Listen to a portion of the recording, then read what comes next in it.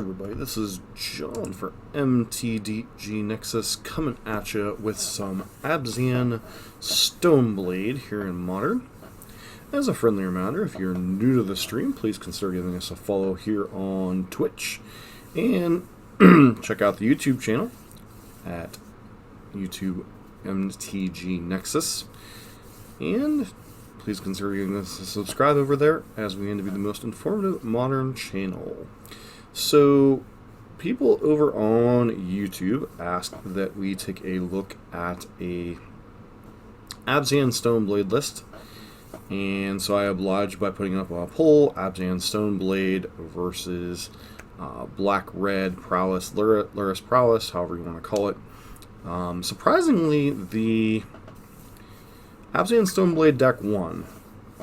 So the deck that I have chosen to work with overall was the list from the greatnessatanycost.com, updating BGX for Luris article that was updated a couple days ago.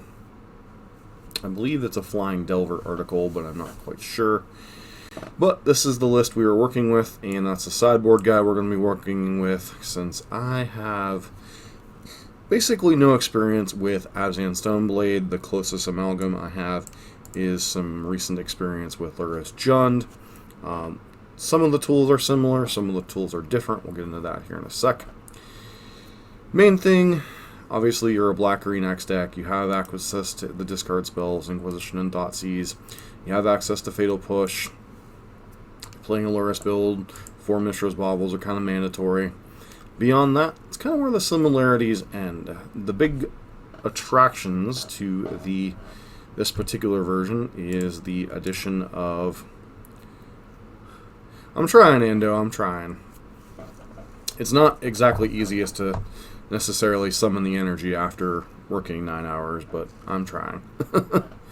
But the difference with the Abzan lists is you have access to Stoneforge Mystic and the equipment with that, as well as Lingering Souls. While this is a card that certainly has waned in power, it's still a very powerful grinding tool when you don't have access to red or Uro. Beyond that, you have 4 copies of Liliana of the Veil. Well, we're getting there. We'll get there eventually, and I appreciate that, but that's not the main aim right now. 4 copies of Liliana of the Veil, kind of mandatory for black-green X decks. Luris of the Dream Den. This is kind of the main reason we're running the lower to the ground version, although to be fair, with Abzan, I'm not sure you would want to go much further up the chain. I mean, you could run things like Questing Beast, Siege Rhino, etc., but I just don't think those cards measure up to the current modern format. Equipment that was in the article was 1 copy of Batterskull, 1 copy of Sword of Fire and Ice. You could certainly run Sword of Feast and Famine, but Fire and Ice is a card advantage engine. You already have enough disruption as far as what your opponent is doing, so it's nice to just draw cards. And ironically, Sword of Fire and Ice does help fight through the snow piles, at least as far as their creatures, because most of their creatures are blue-based, so Snapcasters can't block it, Uro can't block, Coatl can't block. So, ironically, despite the fact that you're giving up on Feast and Famine, you do still have some protection and some insulation against the snow piles. Not necessarily their removal, but at least their creatures. Beyond that, you have a couple copies of Nurturing Peatland to cycle, and a couple copies of Shambling Vents to have a man-land, not quite as powerful as something like Raging Ravine, but still quite a powerful thing. And then 1 Nihil Spellbomb is your final kind of concession to the Luris package in the main deck. Oh, it's fine, man. I'm trying... It's kind of a weird thing. I'll get into it here in a sec as soon as I get into finish the deck tech here. A couple copies of Trophy just to be able to answer some problematic permanents, whether they be planeswalkers, lands, etc. A couple copies of Nihil Spellbomb in the sideboard to go with our grinding package against any type of graveyard-based shenanigans. So pretty good against the snow decks. Pretty good against the various Dredge variants, Storm, etc. 2 copies of Ashiok Dreamrender. This kind of serves as your dual hate against Amulet, while also being pretty good against any type of Graveyard Shenanigans and keeping your opponent from searching their library. 2 copies of Damping Sphere. This is pretty much for Tron and Amulet. 3 copies of Collective Brutality because red decks are still a thing. 2 copies of Plague Engineer. Very powerful cards in a lot of matchups. Goblins, humans, basically anything tribal, and can also come in some numbers against the snow piles because it does make Codal a very bad magic card. 2-mana cantrip. Liliana, Last Hope. We don't have Run in 6. We don't have, basically Run in 6. So Liliana, Last Hope is kind of our grinding engine. 2 copies of Choke because losing the blue decks is a thing. And 1 copy of EE, which is a nice catch-all in a deck, especially packing Luris. So, I'm going to fire up the league as I answer lots of questions. So, long story short, there's been a lot going on behind the scenes with the channel. Several people made it quite clear they don't like the live streams on YouTube. There's a couple reasons. The first of which being the live stream, once it's finished, disappears for a couple hours. So you actually can't watch the video immediately after. Inquisition. Oh man, this hand is wonky. So we are leaning hard on this Inquisition. I still think on the play this hand's a keep. But once again, could go either way. And what are we up against? We are immediately up against the snow pile. So, Growth Spiral and Remand. Both those cards are extremely annoying. I think we have to take Remand here. So, a lot of people made it quite clear on the YouTube channel they don't want the live streams from YouTube. It messes with some of my ability to do certain things with it too. So,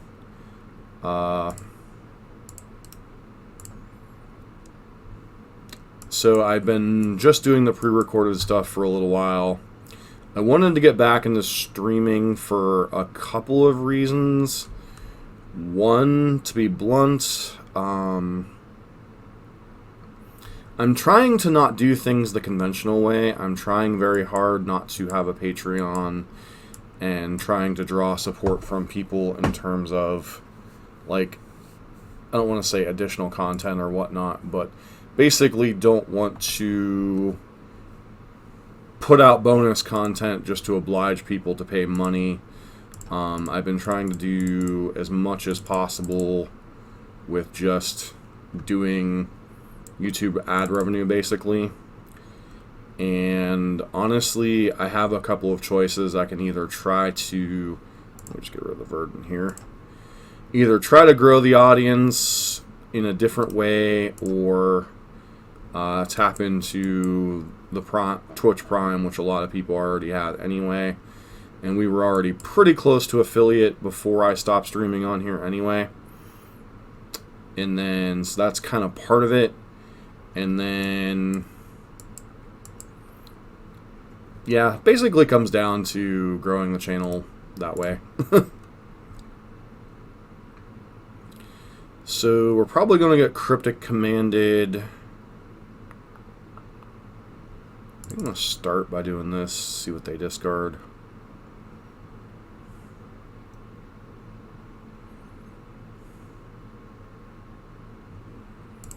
I'm going to get rid of that.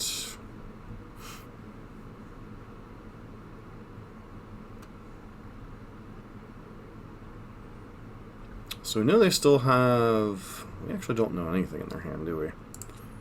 Now start by casting Inquisition. See if they have a Cryptic or anything now. And then we're probably going to follow up with Luris here, unless they bounce Liliana.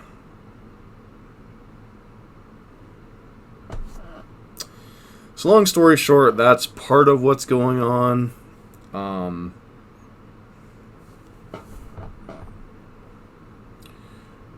I also have some bad news. see if... Wow, that's a hand. Fact or Fiction and Cryptic Command. So I think we jam Luris here, but I still think we're just losing.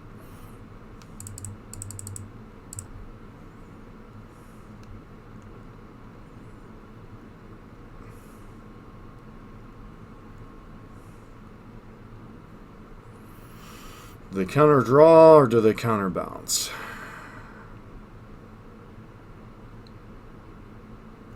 Don't know that we're beating the counterbalance. Okay.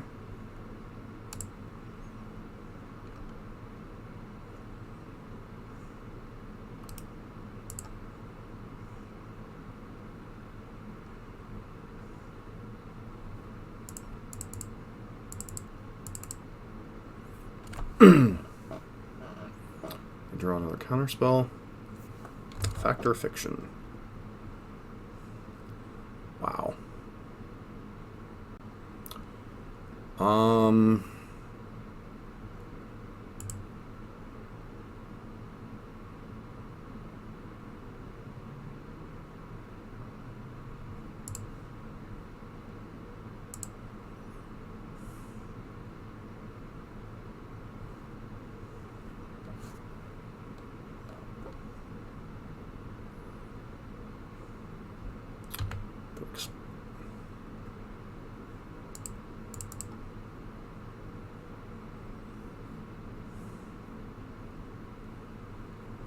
Just don't think we're winning this game from here. One of the problems with the Black-Green X decks is you're just really a dog to these snow pile controls, especially if you're not on Jund. So, long story short, yep, there are Reclamation builds, sure. I also believe that Space Marine is done with the channel. Due to circumstances behind the scenes. I might be a little too forthcoming here, and I do wow,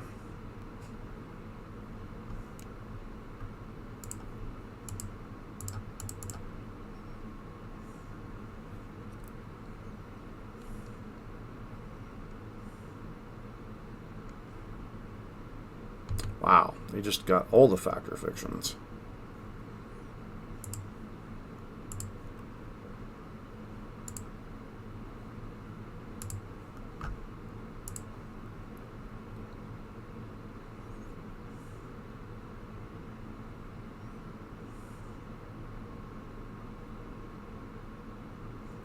Field of Ruin, Fact or Fiction, Misty Rainforest in their hand. So, long story short, as many of you may know, Space Marine has some stuff going on, and we just take Sword of Fire and Ice. He has repeatedly asked me to play decks without compensation. And while I don't mind playing decks on occasion for people, and I certainly will play them for free on occasion, or like this where people, you know, ask me to take a look at a deck archetype, no specific list. I basically, he keeps playing, how do I say this without sounding like a complete wonderful human being? So, on numerous occasions, he's asked me to play decks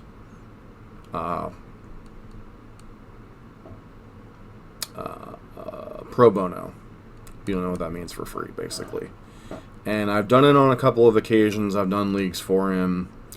And he's asked me a couple times in some what I don't consider good manners, basically almost trying to guilt me into playing them for him. and I kind of snapped at him in an email. I basically said that I would play his list, but this was the last time. Don't ever ask me again to do anything for free, because I'm tired of you doing that, basically. And he, reasonably so, got upset and decided that he will no longer be part of the channel. So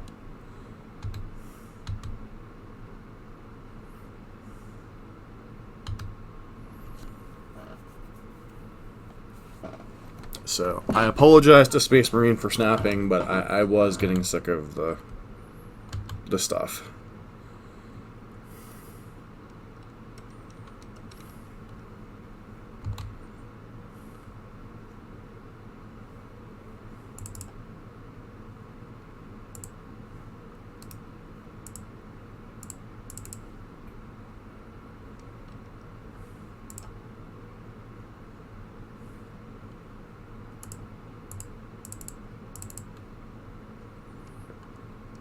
Let's see if they act in response to this.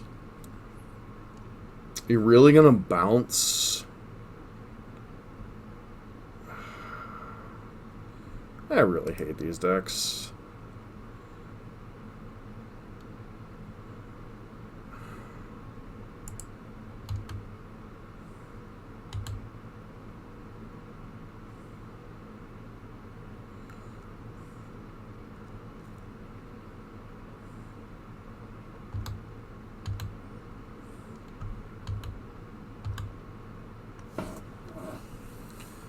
Am I supposed to plus Liliana here, or just do nothing?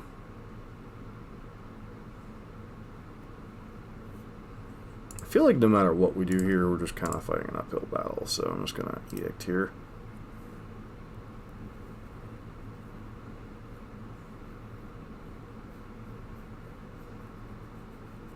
You've asked me to play,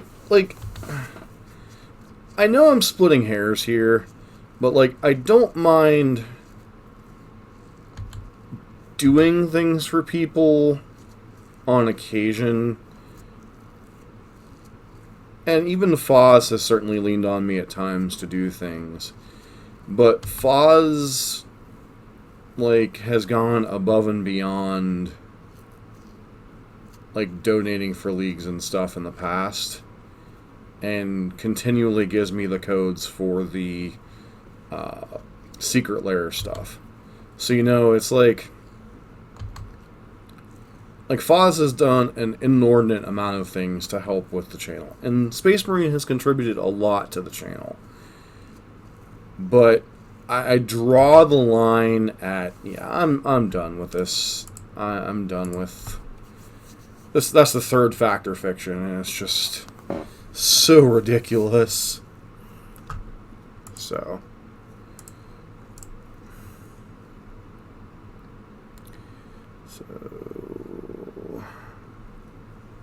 blue-white control.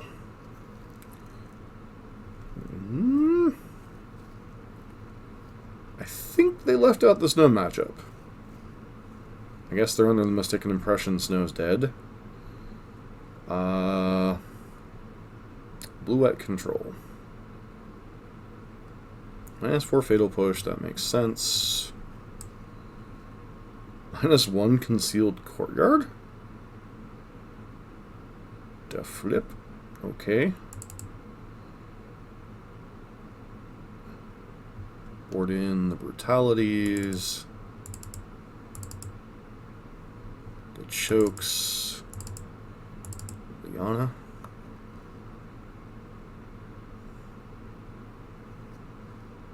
Mer?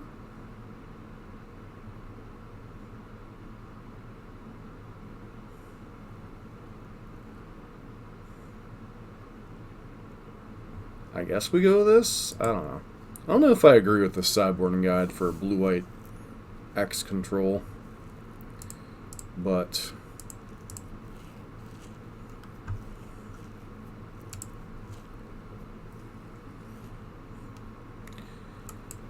I don't think we can keep the Mishra's Bauble Swamp Hand. So this is a mulligan.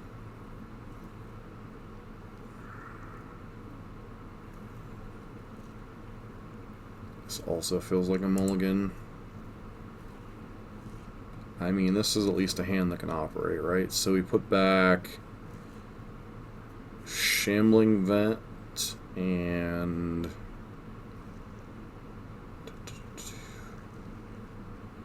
keep Shambling Vent and also put back Luris hand. Feels kind of bad, but I think I should put back Luris.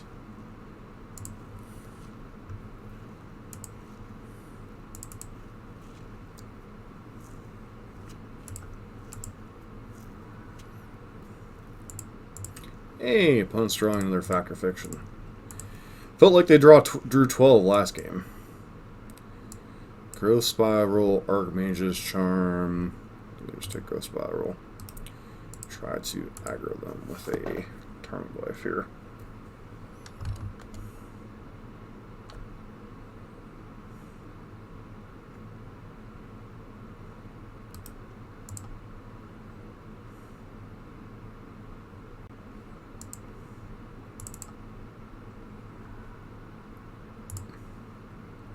Sure to keep our basics in our deck in case they have Field of Ruin. Now, can our Tarmogoyf get there before we die to our opponent's card advantages? So, once again, I feel a little not great for how I handled that situation, but that's what's going on, why Space Marine has kind of disappeared from the channel. I have not banned him. He is still welcome to participate in the channel, though I do feel at times he gets carried away. I think he's gotten very much carried away with this whole snow control being dead, blah blah blah. So, because I have played a little bit of his Sultai list both on camera and off camera, and it's very powerful. And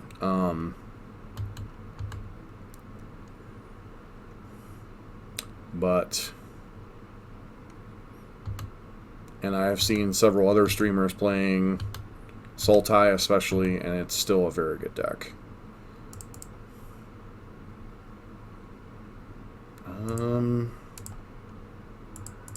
So they're drawing Triome. I still don't think we escalate here. Vitality, Fact or Fiction. That's a heck of a hand.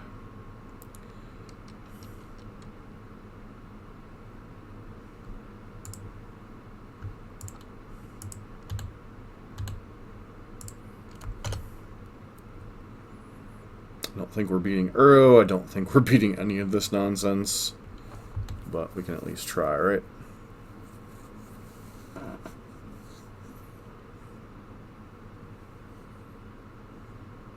So I hope everybody is having a great evening, wherever you are. It is my intention to try to stream fairly consistently. Wilderness Reclamation? Yep.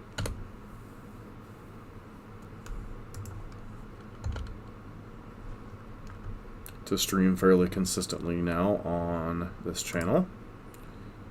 And we'll see what happens.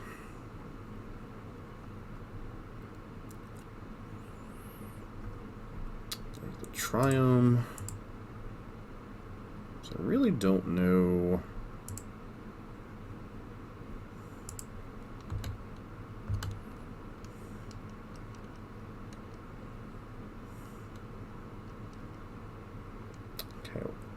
Really weird time to Archmage's Charm.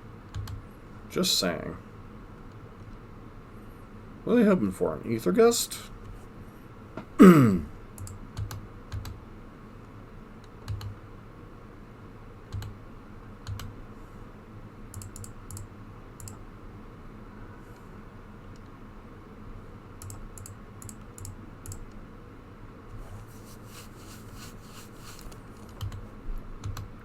Still don't know if they can escape this arrow that we're surviving this turn.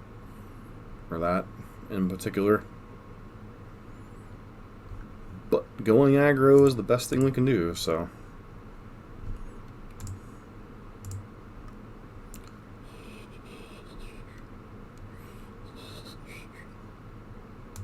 Yeah, I'm still surprised that the... Wow, we won a game. I'm shocked.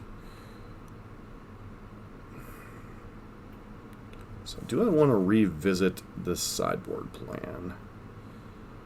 In some ways I really feel like we want Ashiok.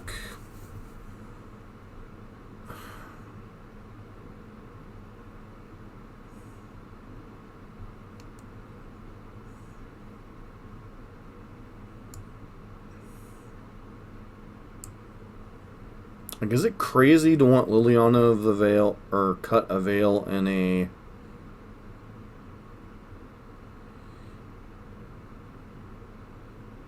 However, half there. Yeah. Well, did you see the one with... I'm actually going to cut both Lingering Souls and bring in the Ashioks here. Did you see the one where... Was it MTG Goldfish? They had Bant standard Bant versus Modern Jund, and Modern Jund actually got dumpstered. It was kind of embarrassing.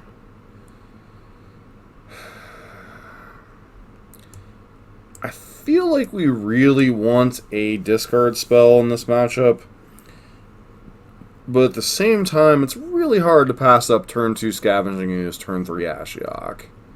So I'm definitely going to keep this hand.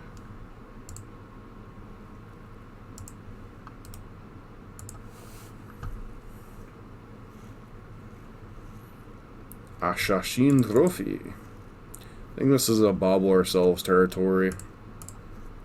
See if we see a card we want. Another Scavenging Ooze.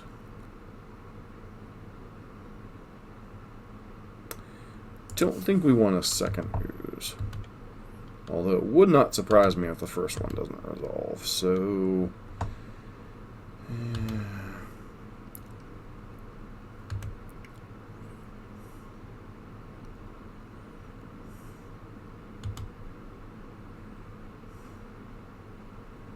Response to the trigger, we're just going to fetch here.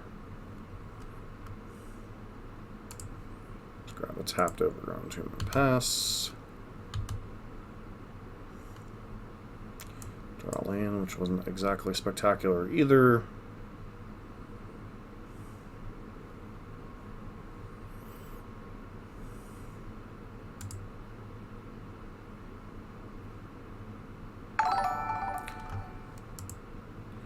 Hey, Van Holio, thanks for the follow. Greatly appreciate that. Okay. I think we just jam. Yeah, why not? Just jam Ooze here.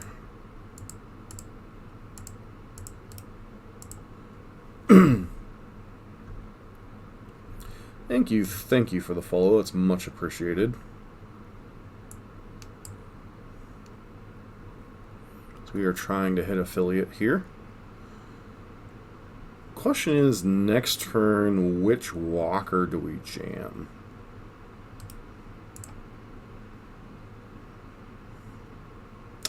Sword of Fire and Ice. That one is a little awkward. Gonna go and attack first.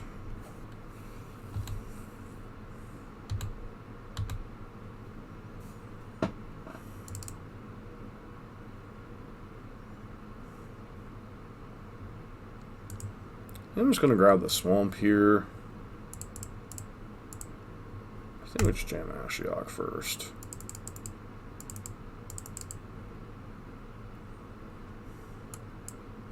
It's just annoying enough they probably have to counter it. Or not. Okay.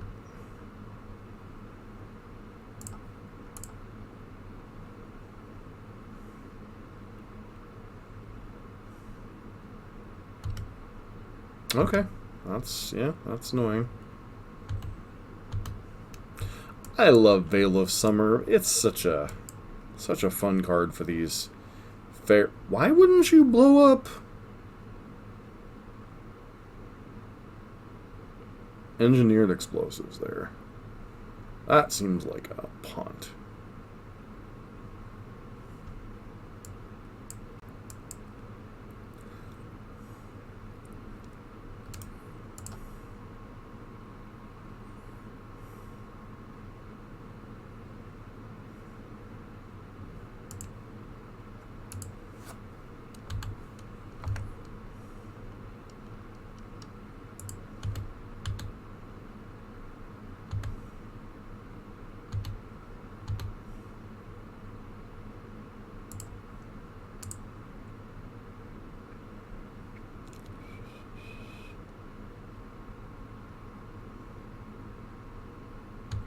Okay. Once again, why are you doing this in response to the activation? I don't understand. Anger of the Gods. Sure.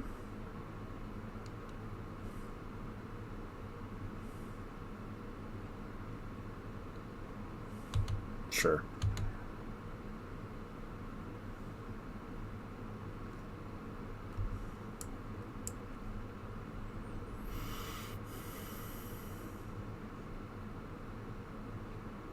I suppose, but they just, like, stop the activation. They don't even actually accomplish anything.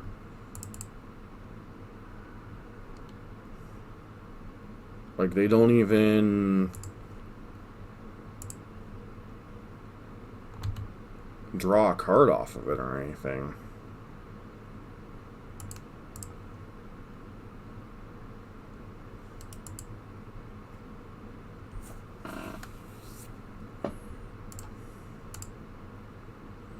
See if they veil in response to this first.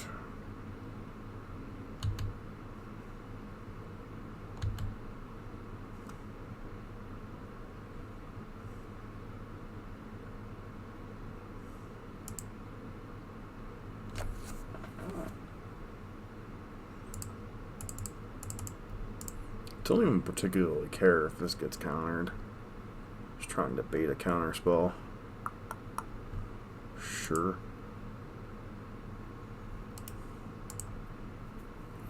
And we still have Assassin's Trophy up this turn.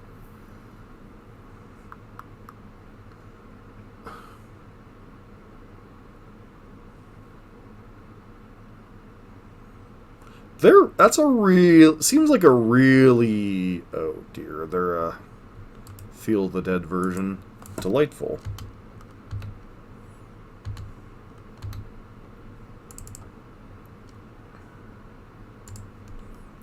I'm just going to go ahead and trophy that now. If they want to protect it, that's fine. Opens them up to more stuff. They must be on the canister version of things then. I think Canister is playing Feel the Dead in his version of stuff.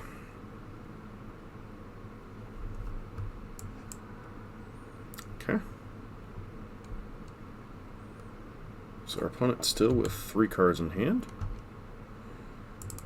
Cast a Bauble first, see what they're drawing. Actually, activate this first if they feel like using another Veil. Okay, Nexus of Fate.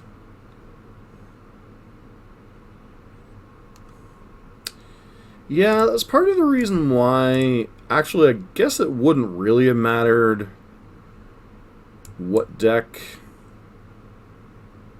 Wow. Their hand is terrible.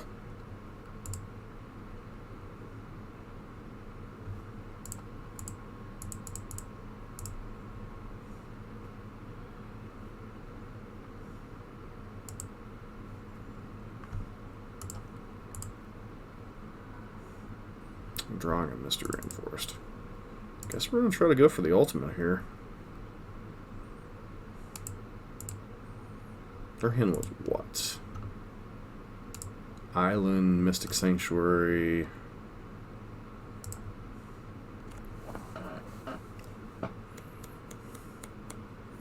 Ether Gust ain't gonna do them a whole lot of good here, I suppose.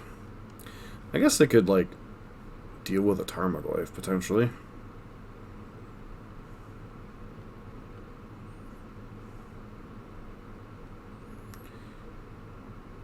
Wow, we win the match.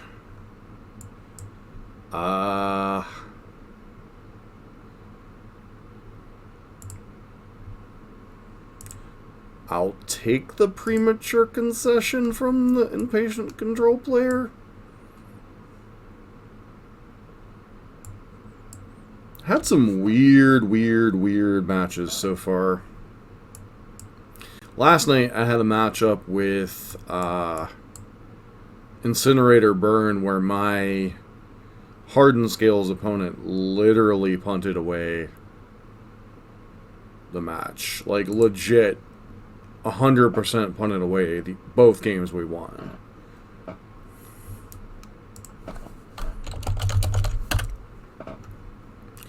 Sure, good luck.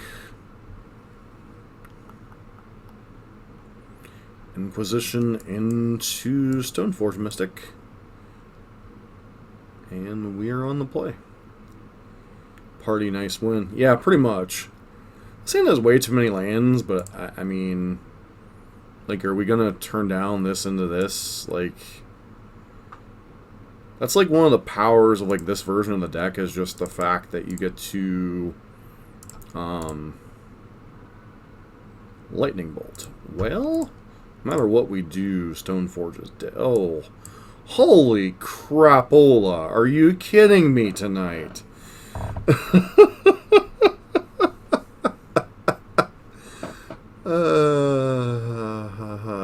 Take your on in 6. Go right out of the frying pan into the proverbial Uro fire.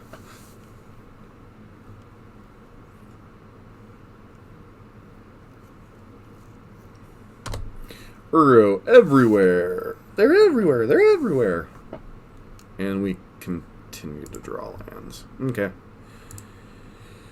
I guess it's good because we're probably gonna have to hardcast the Batter Skull we get here.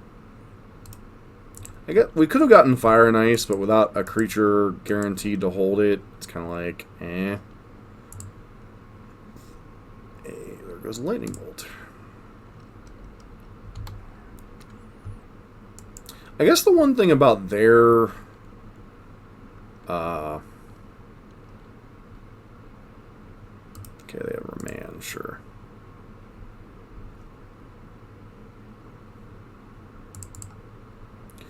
Like, the one thing about their version is like a Tarmogoyf is extremely difficult to deal with.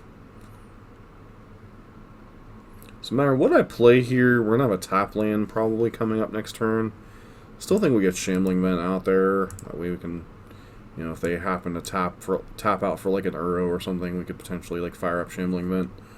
Although I do think we are basically dead here. We just don't have the tools game 1. Well, I mean, that's a pretty good tool to run into, I suppose.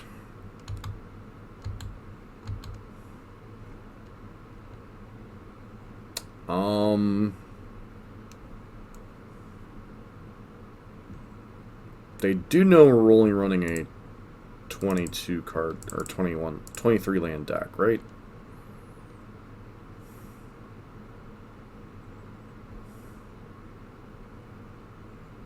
Remand, and they have no remand.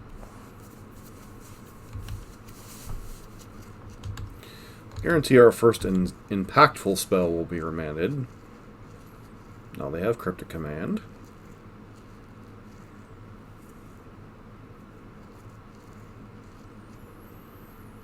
We did not know about the snow-covered island, though, so...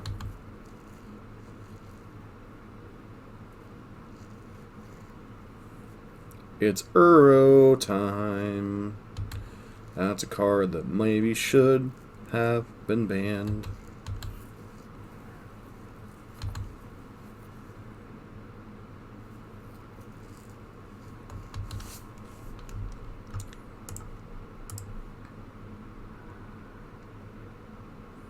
Two words, tireless tracker. I'm not even sure like tireless tracker like fixes this nonsense.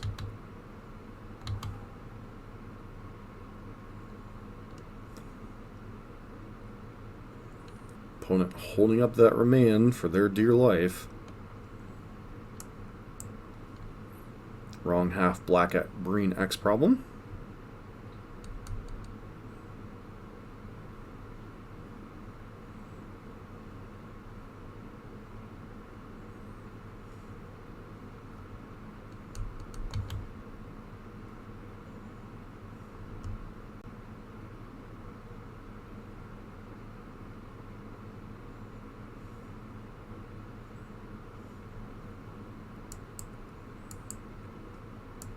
Can I please choose an activity? Dun dun dun. Enter the main phase. For those of you that don't get that terrible reference, I had a childhood computer that would, every time you turn it on, it would go, please choose an activity. Dun dun dun.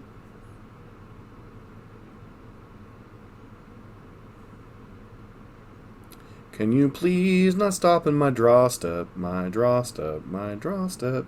Can you please not stop in my draw step? It's kind of annoying. Hey! We got us a land.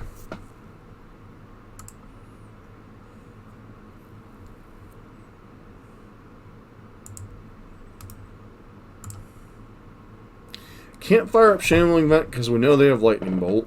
Can't jam Batter Skull because we know they have Remand. So I guess we hope to draw a discard spell at some point. I mean, I guess that's Cryptic Command fodder.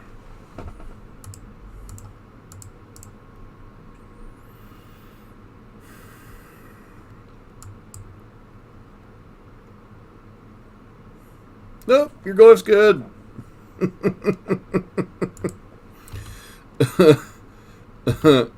Okay. Still not firing up Shambling Vent here. We're just gonna Cryptic Bounce the darn thing.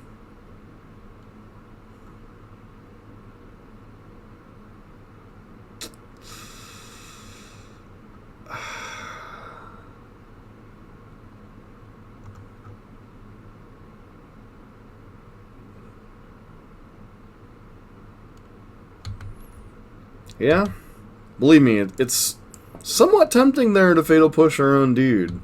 Because unfortunately, we get to get Mystic Island locked here. Mystic Sanctuary locked. I love blue decks. They're so fun.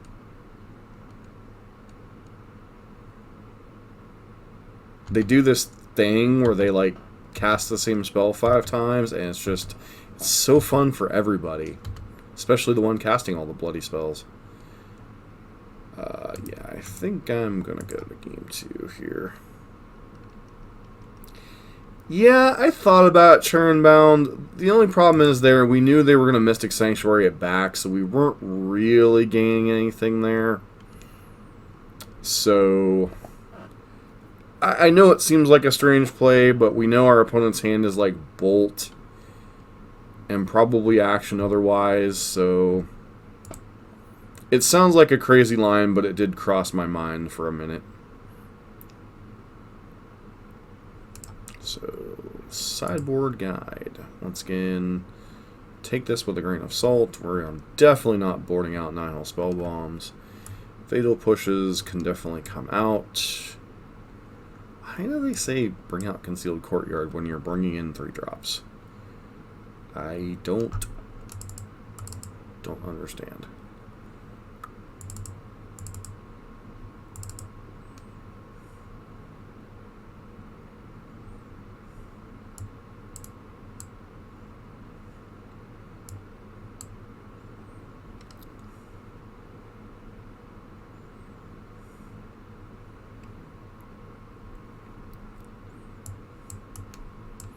Like, don't get me wrong, I really like Liliana of the Veil, but these blue decks just have so many bloody card advantage anymore.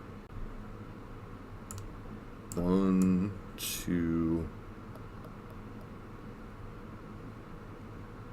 Is it Liliana or is it Lingering Souls?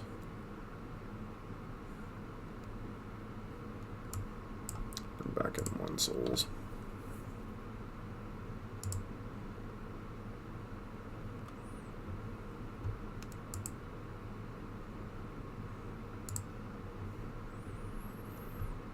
Guess I'd like to play first.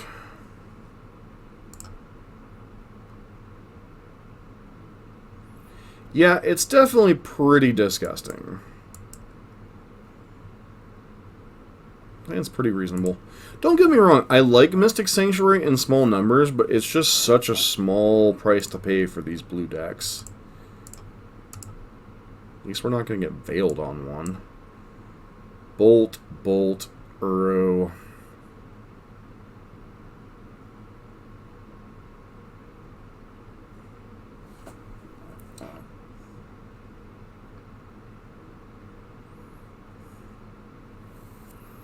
What do I even take here?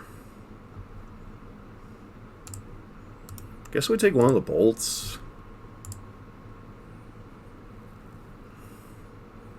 Like, we ideally want to rip a third land. The question is, which threat do we value more? Do we value Stoneforge more, or do we value Scavenging is more? Okay, third land is nice.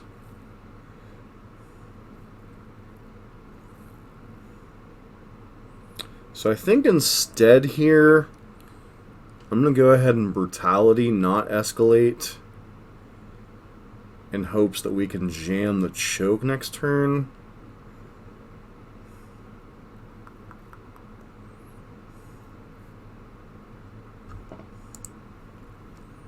Grab a white source, so we're going to shock in for... I guess we grab Temple Garden here, since we want as many green sources for our scoos.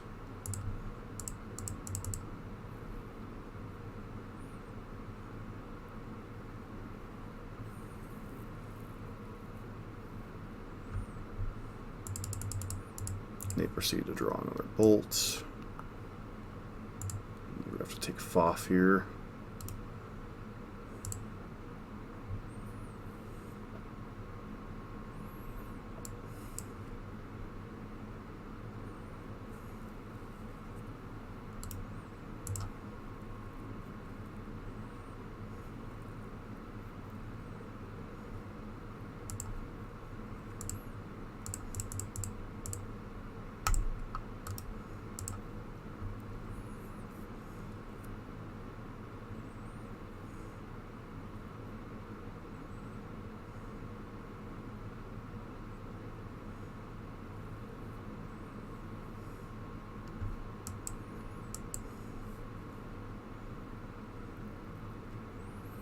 Well, we're not even guaranteed to choke them out because they can obviously, like, stomping ground here. So, it does look like they are going to miss another land drop, though. So, with that in our back pocket, I think we just jam Stoneforge here. Just grab Batter Skull.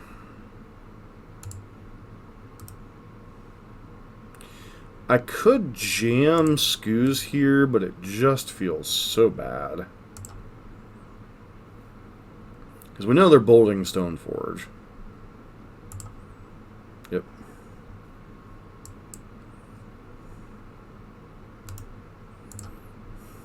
This choke might not even have mattered, ironically.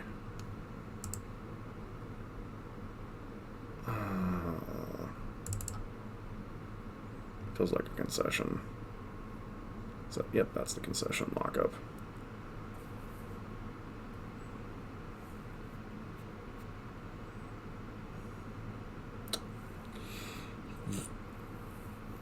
very impressive that you can stomach black-white taxes. That was... Do you play Eldrazi, or do you just, like, play black-white? Because back in the day, so... I personally always kind of hate the mono white death and taxes with just Leonin Arbiter and whatnot, but I've had a begrudging respect for the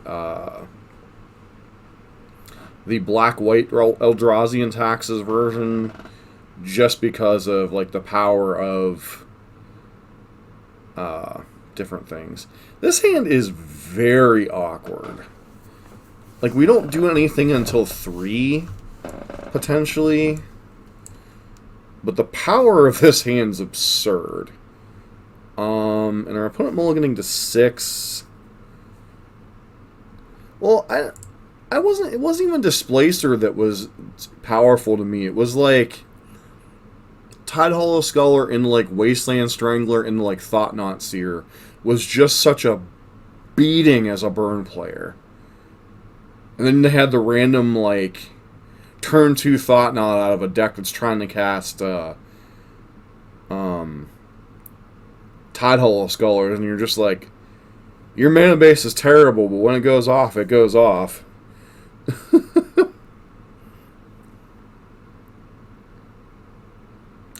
Yeah, I'm sure it is. Doesn't that, like, even dumpster, like, goblins, too?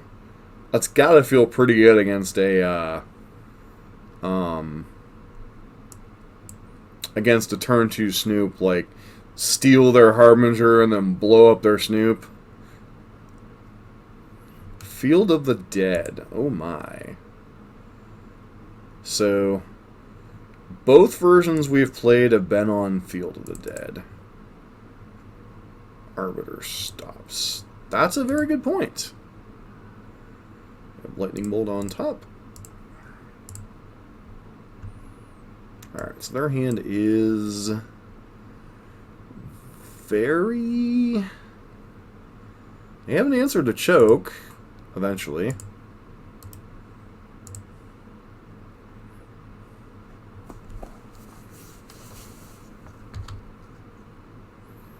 Really, really, really want to draw a third land deck. Okay, I'm good with the Thoughtseize here.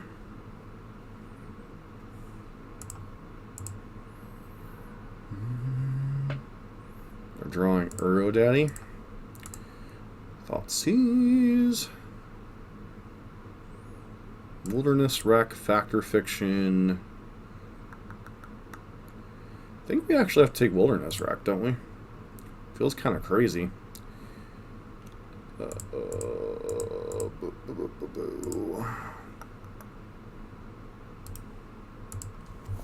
Feels crazy, but I think we have to take Wilderness Wreck. They fetch. They do not. So we know their entire hand still. Come on, deck. Give me a land. Give me a land. Not Shambling Vent. I should qualify that. A land not named Shambling Vent.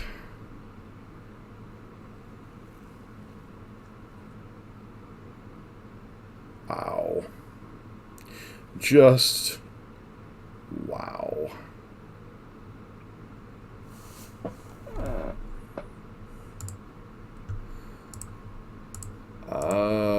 What do we even take here? The Bolt or the Uro?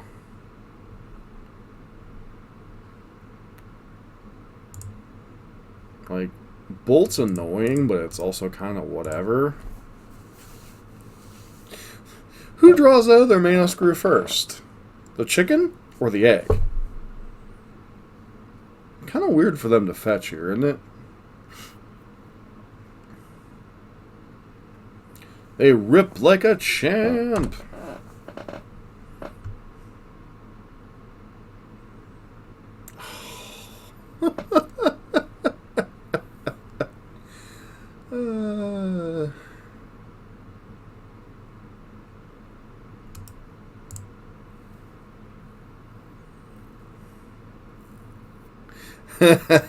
Yeah, pretty much.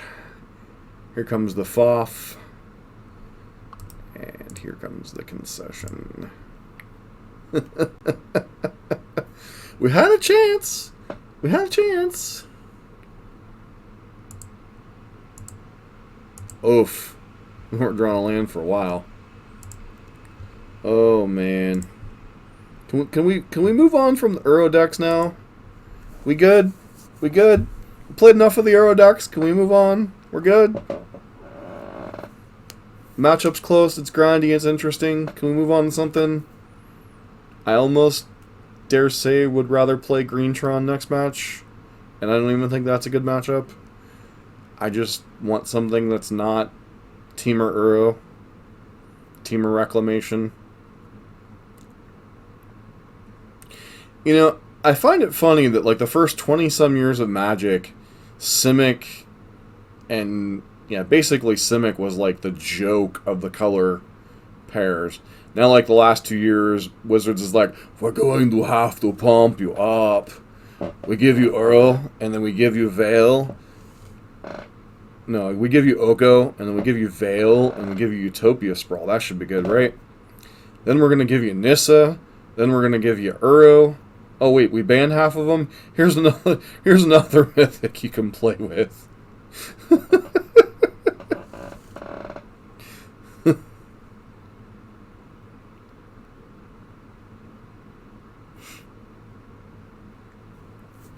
It's just funny how both Uro and Oko can, like, both invalidate such a huge portion of the meta on their own. Simic EDH deck kept design cards for the Woodsy Lock. That's a very interesting thought process. Yeah, we can't keep this hand. It's just too clunky.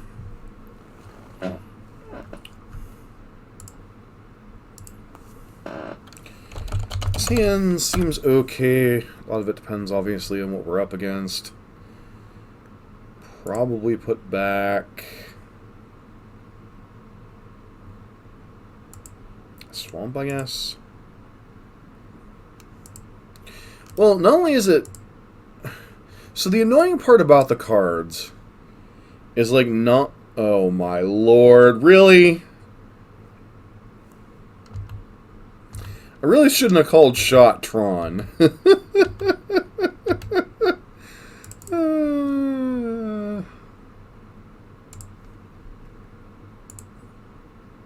I really should not have called shot Tron.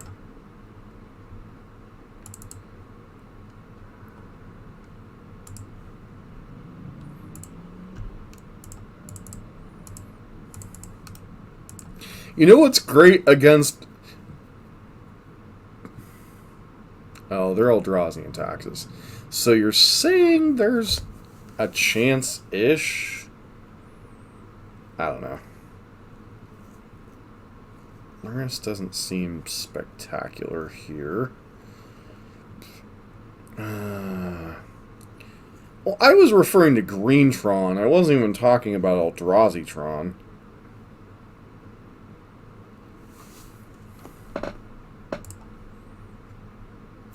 So, I have two play lines here. I can either cast Lingering Souls, cast Luris, or Fatal Push, eat, get in for 3. I think we have to hold on to the Fatal Push here, so I'm going to cast either Souls or Luris. I guess we just cast Souls.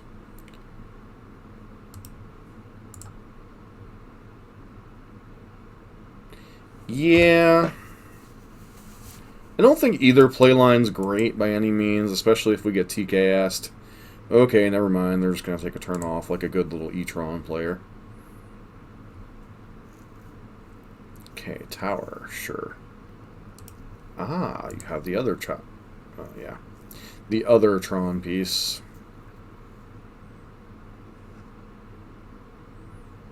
Hello there. What secrets are you holding? Wow. So, who had the 3-of-a-kind Reality Smasher? Check that off your bingo card.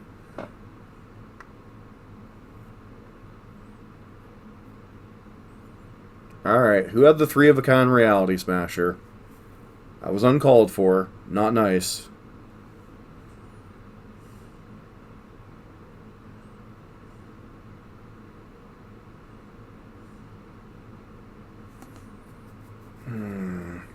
I think Ugin's the card we can't beat. So, not that we can really beat anything on that hand there, but, you know, one crisis at a time.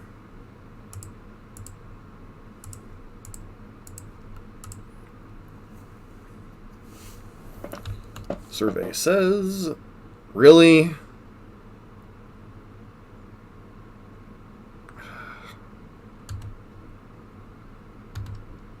The damage is done, so I guess I'll be leaving.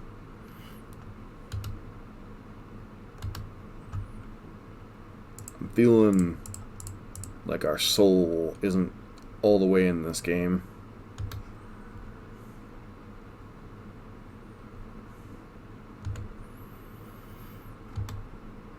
Sure, so they get to double smasher us next turn. Why not?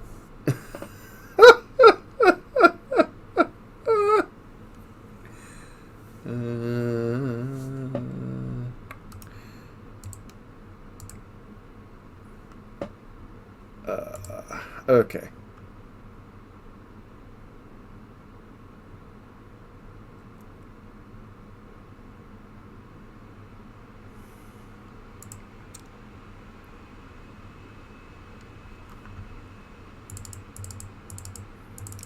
Supposedly the 4 Inquisition of Kozilek.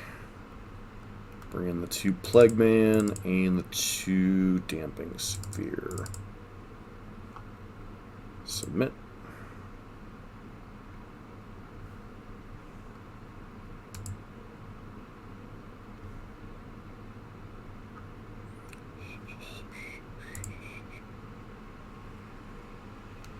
Can't keep the 5-lander.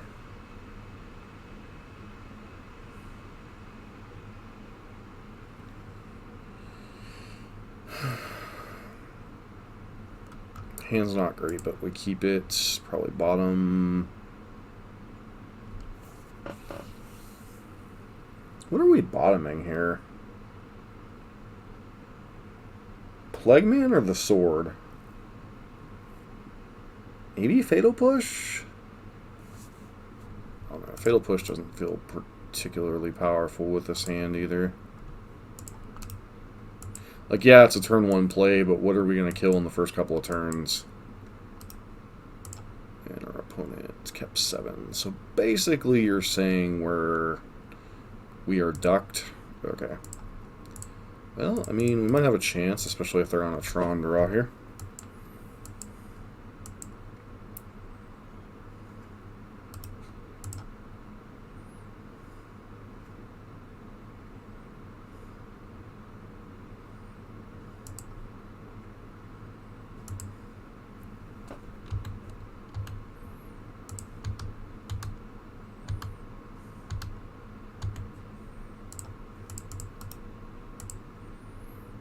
Have fun.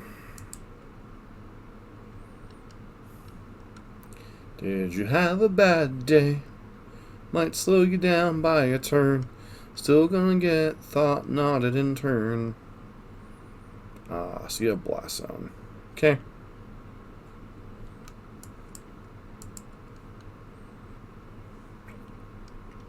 Which is rough because we're gonna lose Scoos and Damping Sphere.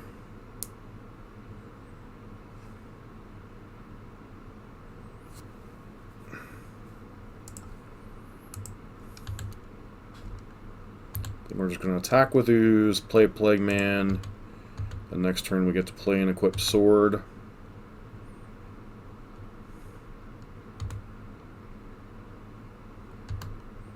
And somehow hope that's good enough.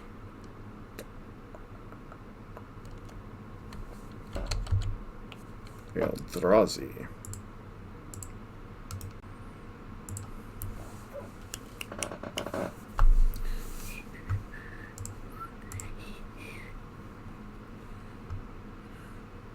Seven no map, Natty-tron. Yeah, most likely. Guess we'll find out, because they gotta play a third land here to blow up zone. No, scavenger grounds. Okay. Adder Shaper. That's an annoying one.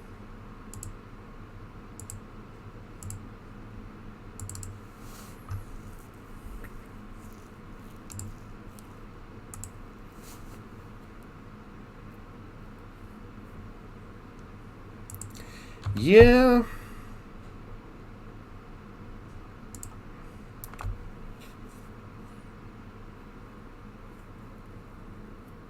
So I actually think our better play here is it to attack with ooze?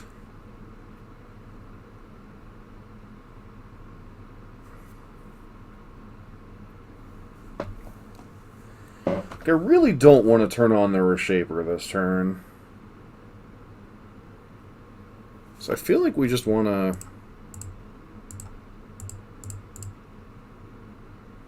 play in Flashback Souls and then just be prepared to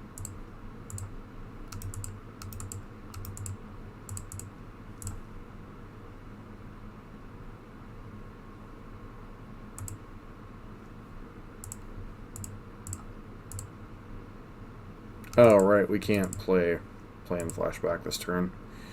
Right.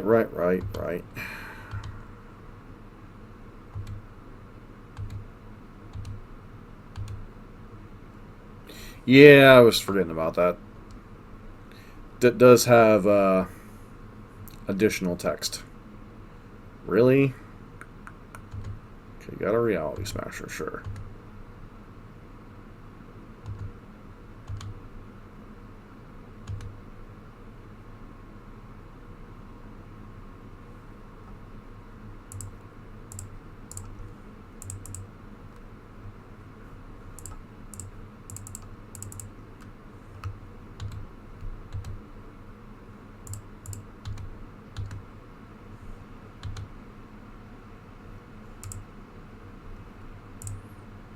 Trying to get him dead. Get him dead, get him dead, get him dead.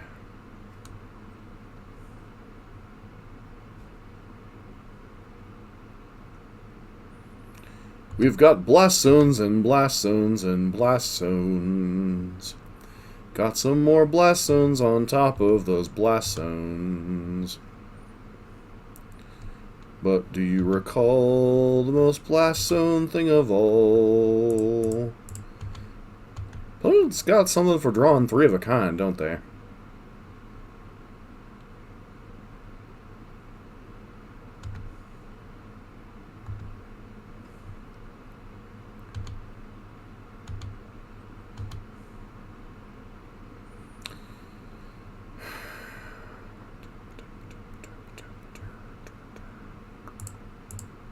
Just equip here. We don't really wish to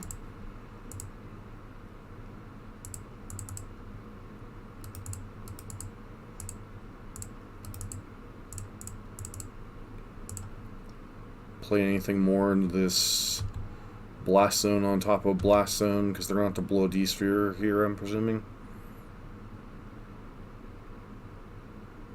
No, they're just going to charge one of their other blast zones. Okay.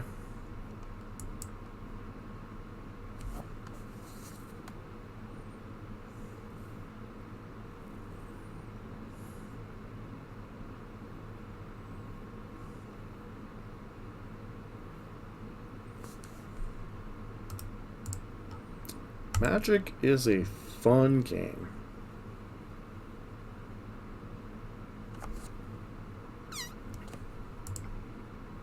Just want to thank everybody for hanging out tonight. Once again, second night of streaming, roughly around midnight. Last night we played Incinerator Burn. As some of you may know, I have a YouTube channel also called MTG Nexus. One of my viewers on there asked that we play Abzan Stoneblade. I didn't figure the deck would do great, but I put it in a poll against Rakdos Luris, and by the slimmest of margins, 1 vote, I think it was 17 to 16, they chose Abzan Stoneblade, and we've had Team of Reclamation, Eldrazi-tron as a reward for doing a community service. So, but we did manage to beat one of the two Uro decks. Feels like there's a pretty decent sideboard configuration here against the Uro decks.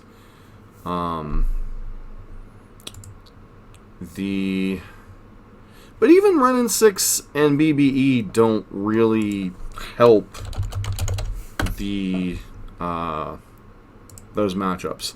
A lot of them are going to... So we're on the play. Is turn 2 Tarmogoyf, turn 3 Liliana good enough here?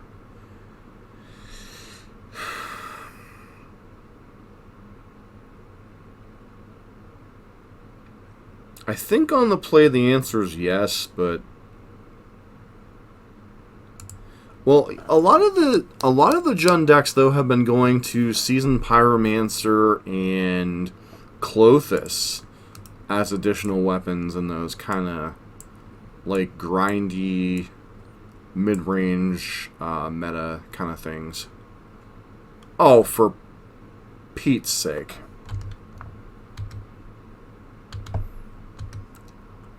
So you know how I said I was glad to accept one Tron matchup? Yeah, I really didn't mean 2 Tron decks right after 2 Urza deck. Yeah. Uro decks.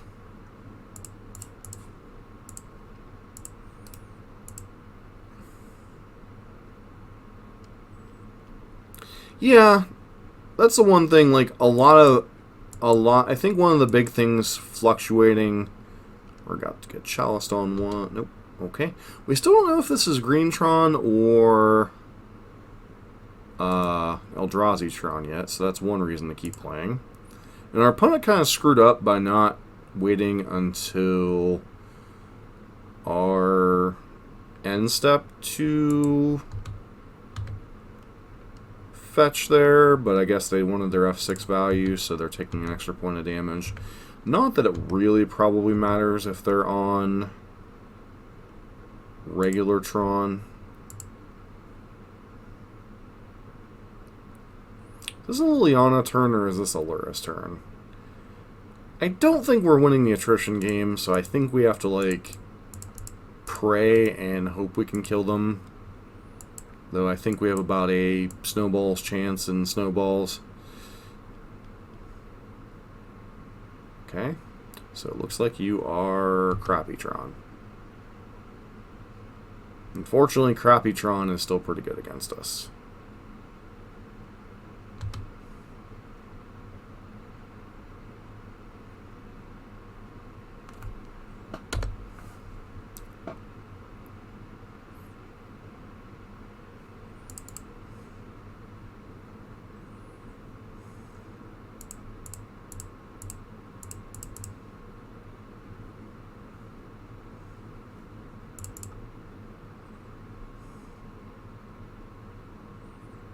The feeling your hand has a lot of lands.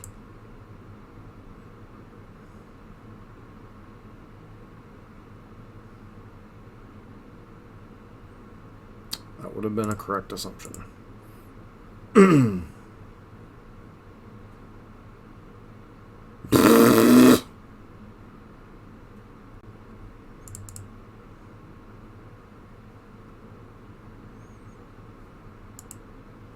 I'm fully confident we can beat Ugin the Ineffable off of Tron on 3.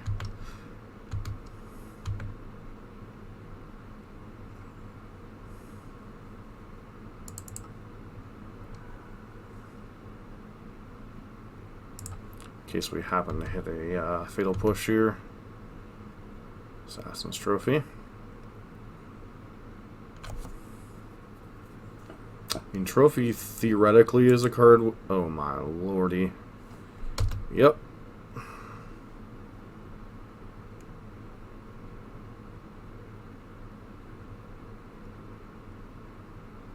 Presume you just tick up, right? He's like killing. Okay, I don't really think Liliana is all that important here. Maze Mind Tome, sure. That you didn't need to tap mana for. Because it's free. Hugin's static ability coming into play there.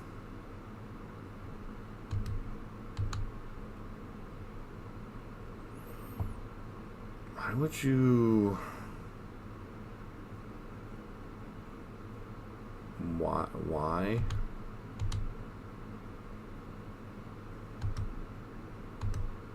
Why would you do that? That doesn't really make sense.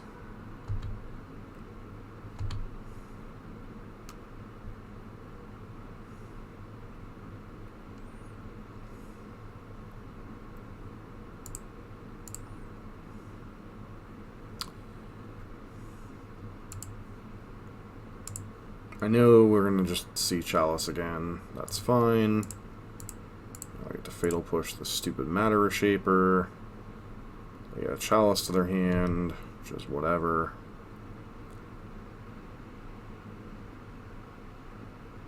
Okay, Chalice on 0, sure.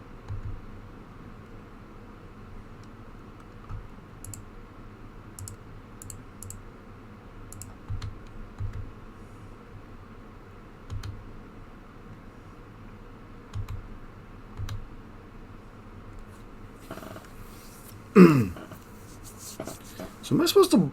Is it crazy? Am I supposed to blow up the Maze Mind Tome, or am I supposed to blow up the Chalice here?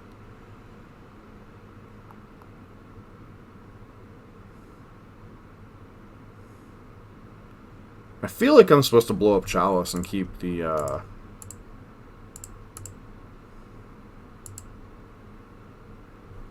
Mishra's Bobble Train going. I don't think we're winning this game anyway, but overwhelming them. We hadn't from the graveyard yet. That's why I was debating what to do there.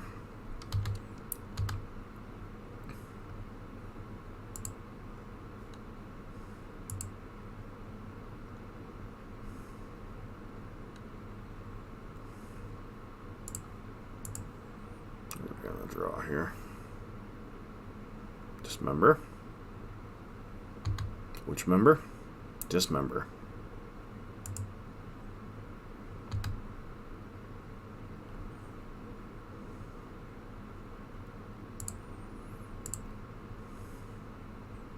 Blaststone's kind of annoying.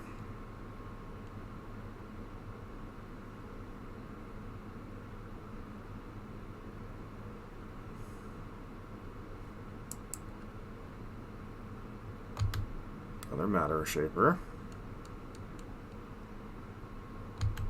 And a Reality Smasher.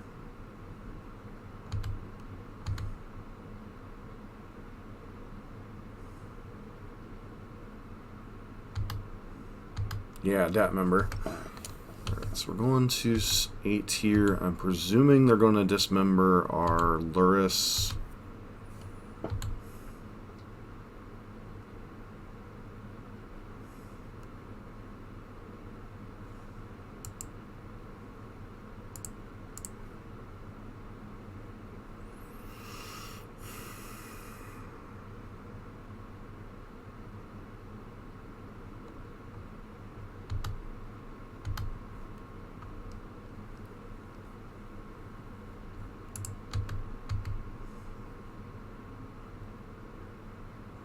Yeah, pretty much, right?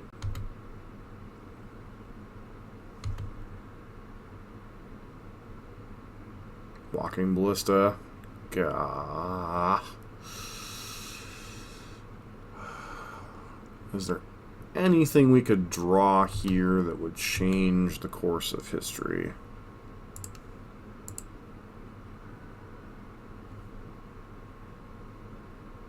Stoneforge Mystic.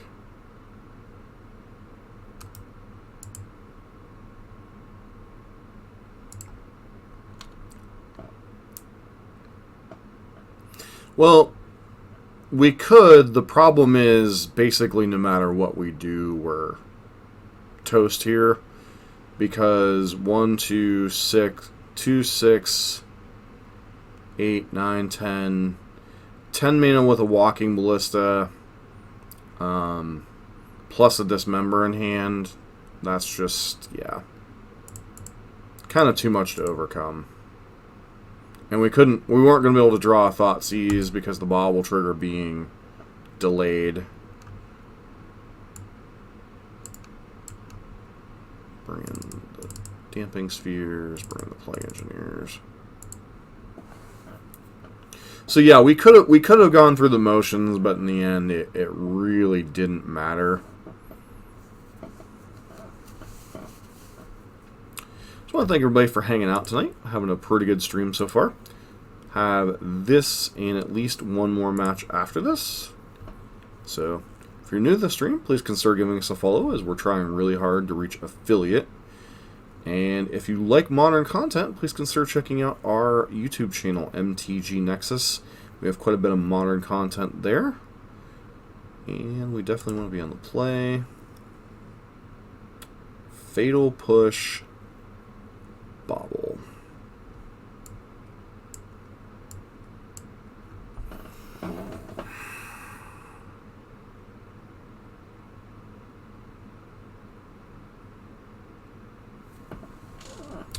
I think without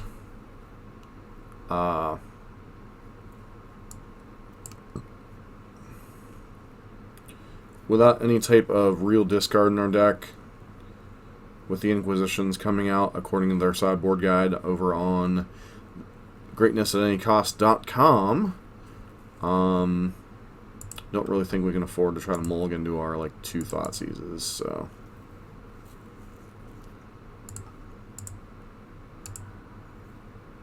And they show us a tower. Once again, nothing they can play on 1 to shock in Fatal Push.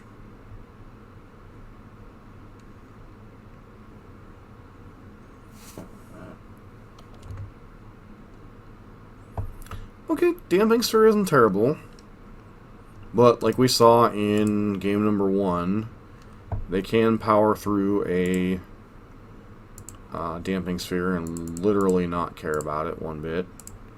Play a Tarmogoyf. If they dismember it, they dismember it. I mean, we can't not play our threats.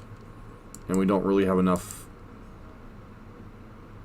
Yeah, this time we have Goyf, but Goyf could easily die to a dismember. I mean,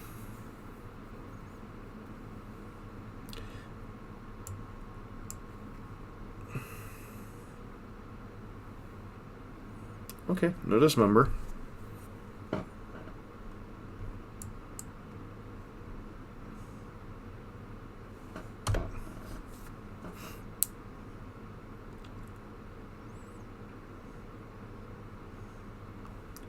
Something smells really fishy, though.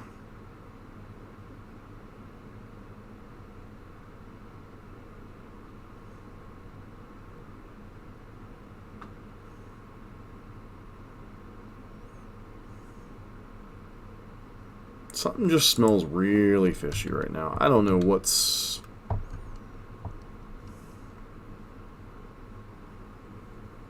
Like, them leaving up... Like, was map their draw?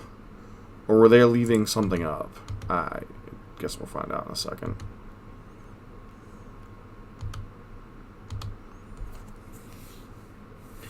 So my choices are either Scavenging Ooze and do nothing else this turn, or Damping Sphere and do nothing else. But then, okay, so next turn they fetch, grab, mine, or power plant, have access to 2 mana, I think I'm okay with that. And if they have Natty Tron, I don't really want them to have the information that they need to go grab Blast Zone.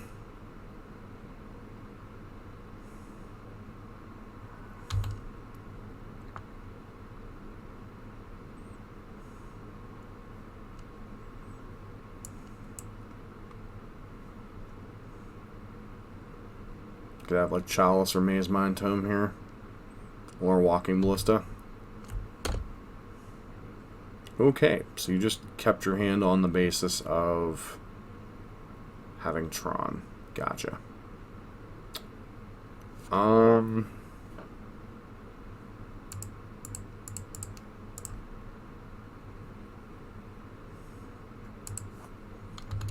Your first class ticket has now been downgraded.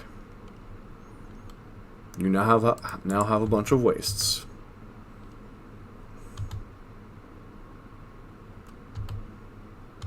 I am gonna shock this Godless Shrine in. That way we can hold up Assassin's Trophy in case of like a not walking ballista, a Thought Not Seer, which is definitely a very real possibility this turn. Because Lord knows, oh man, really? Matter Shaper stops the beats though. Okay, that was a nice draw.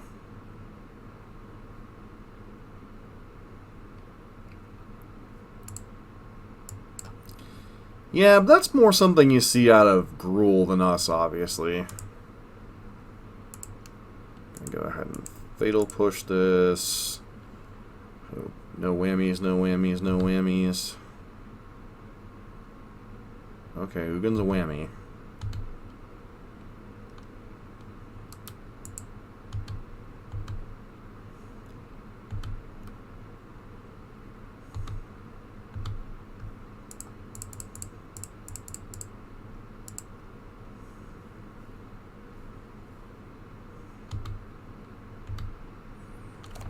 Five, 6, 7, 8, 9. Can we find a way to get one more damage across? Probably not. Scavenging Grounds is a beating. Looks like they're just going to play Thought Not Seer. Wow, they waited on the Thought Not Seer.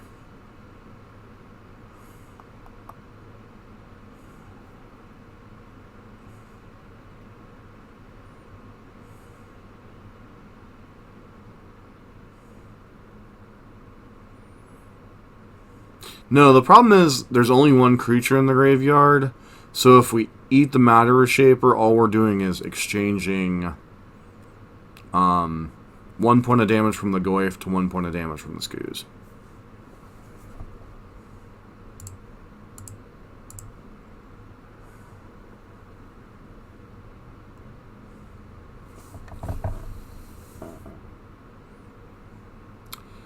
This is where our own 1, 2, 3, 4, 5.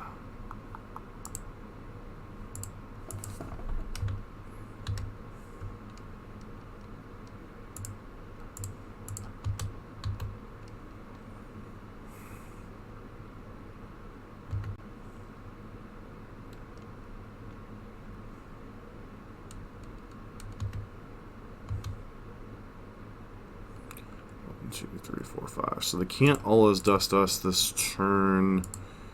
So am I supposed to play Luros or am I supposed to play Lingering Souls? I guess I flashback Souls here. And play Mishra's Bauble.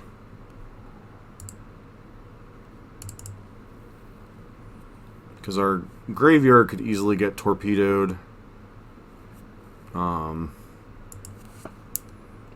Wait till their upkeep to trigger this. That way we're not giving them additional Thought Not Seer targets should they happen to draw that. They have Oblivion Stone in their... Wow. Etron plays some crazy things, man. For a deck that cannot usually reliably assemble Tron, they really play a lot of stuff that relies on Tron. Alright. At least we finally got one game against Etron, right? So, on the draw, he says to bring the Inquisitions back, 2 Inquisitions back in, and go down on the damping spheres.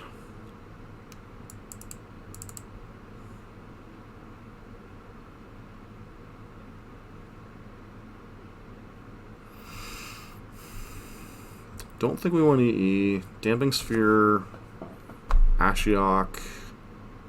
None of the rest of these cards make sense, so guess we try it.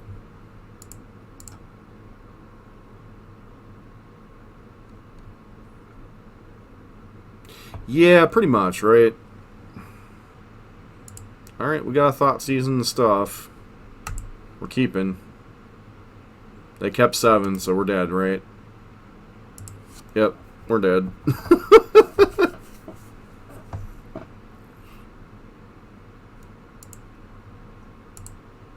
At least we know they can't Veil of Summer us. I mean, that's a thing, right?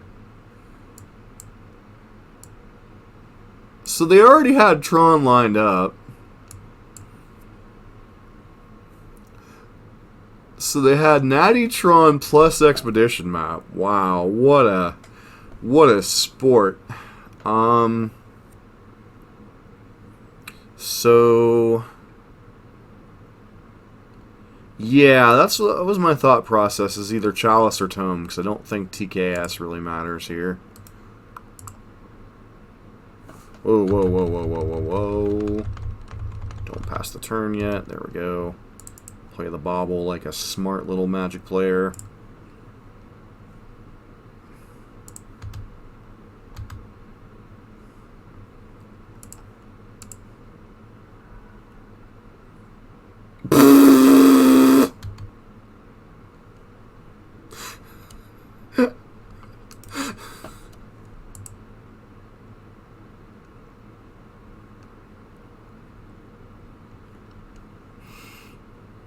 In the end, it didn't even matter. They had the Tron and we lost it all. Now we can't even top deck our other Thoughtseize. Oh!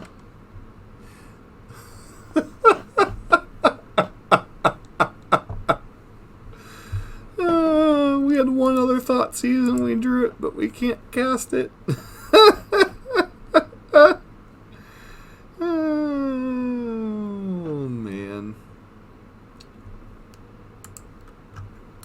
Alright, we're gonna play our Scavenging Ooze here.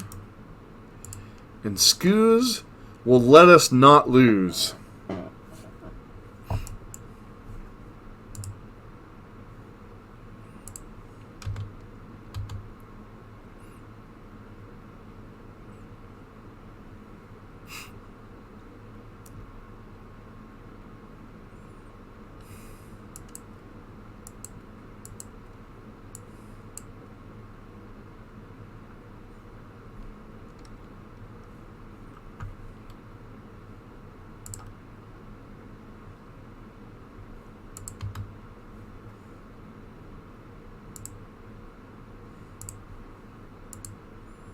Really? I guess Ugin wasn't good enough?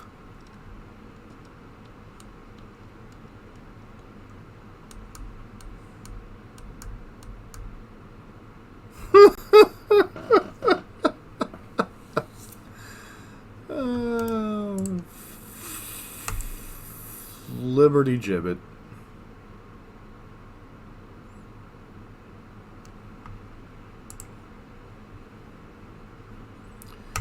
When Ugin isn't good enough.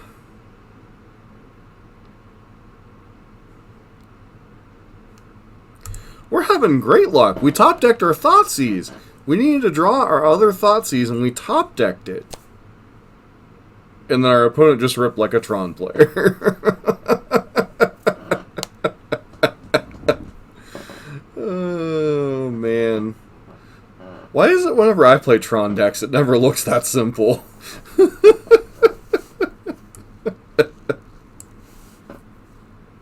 I think as Space Marine put it, I make Tron decks look fair. Oh, man. Thanks for everybody hanging out tonight. This is, once again, our second Midnight Modern stream.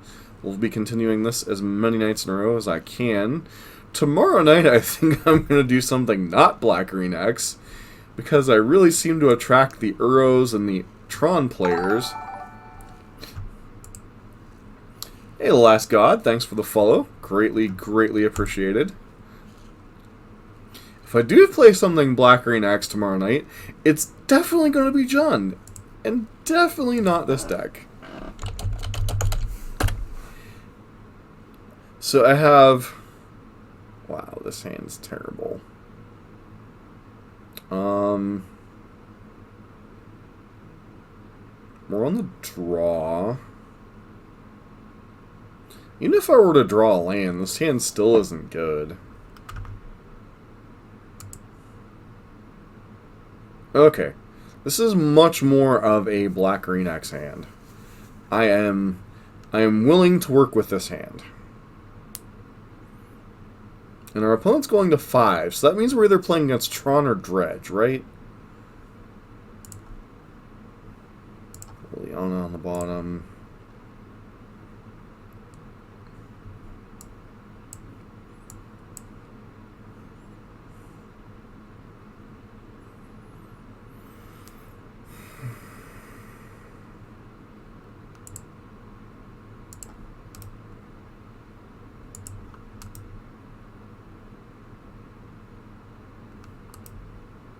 So, Merfolk?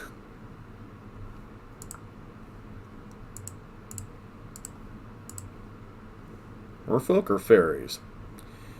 Okay.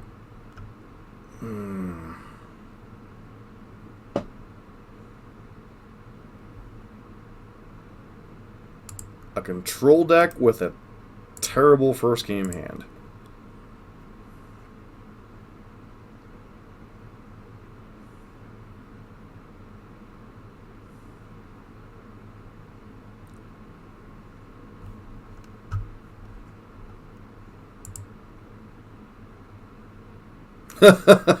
Just play Dredge, then you don't care about what the opponent's on. It's usually why I play Burn, to not care about what my opponent's on. Alright, we run out the ooze.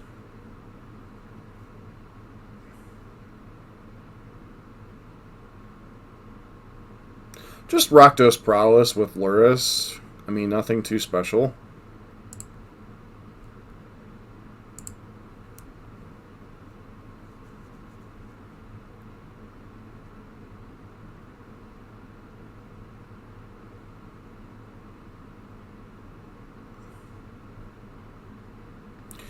Are we seriously going to get beat by a 5-card blue control hand? Certainly feels like that's a possibility.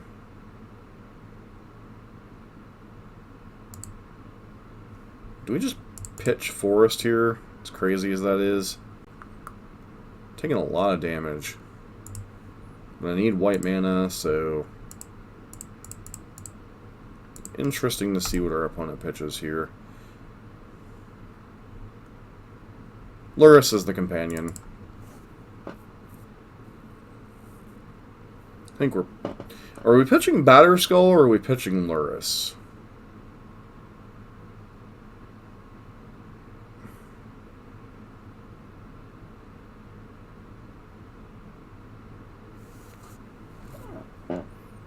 Could pitch the land, but I really don't want to pitch either of these, I suppose.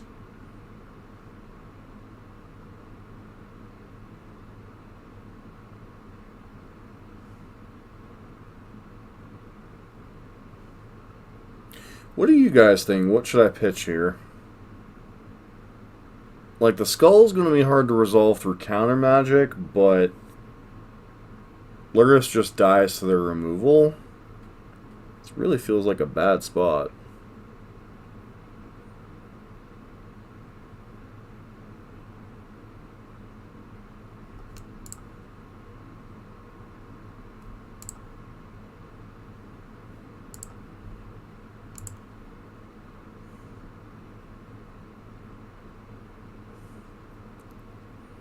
They pitch Snapcaster Mage. Okay.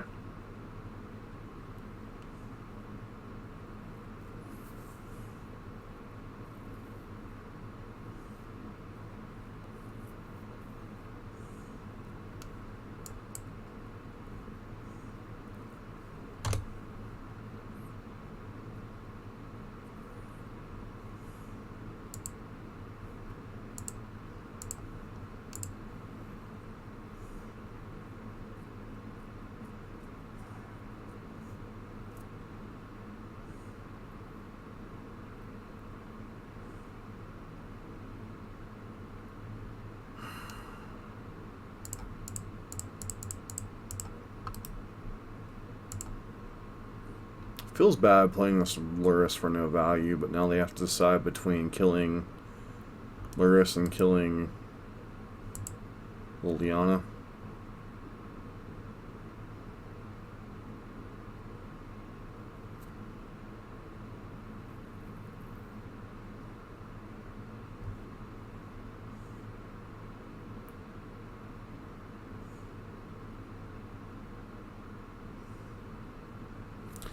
Last God, what deck do you usually play?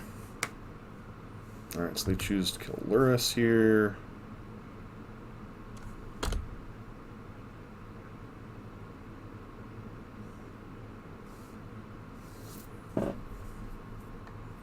Opponent's got 2 unknowns.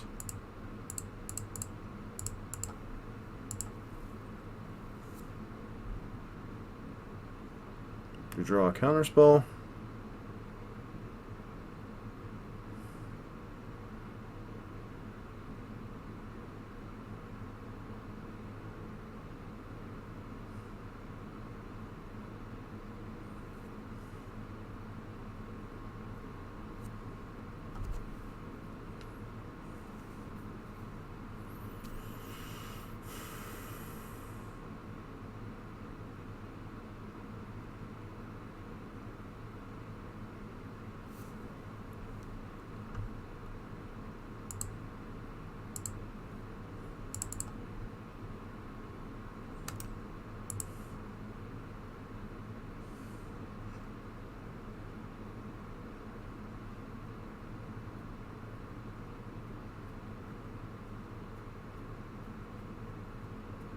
So what's our best top deck here? Goyf?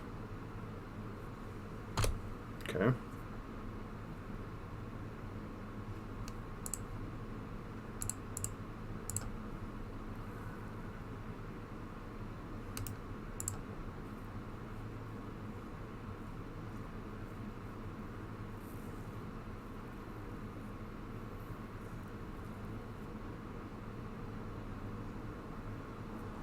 Fallen Shinobi. What does Fallen Shinobi do? I don't remember off the top of my head. Maybe after this game I'll go and look what it does. Okay. Assassin's Trophy. Not exactly the best card in the world, but...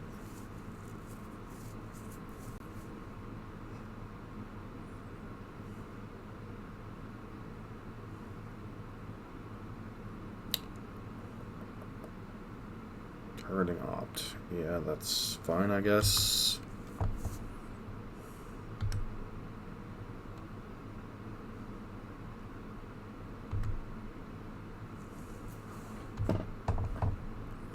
think we're just going to go ahead and trophy this. Force you to make a decision. Do you want that Opt, or do you want your land?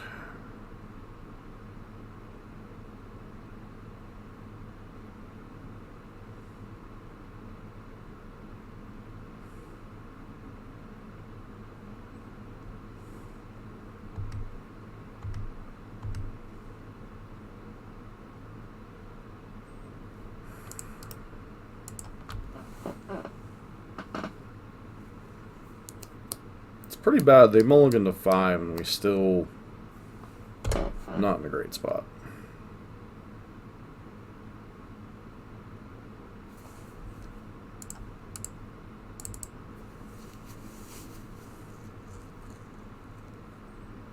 Alright, so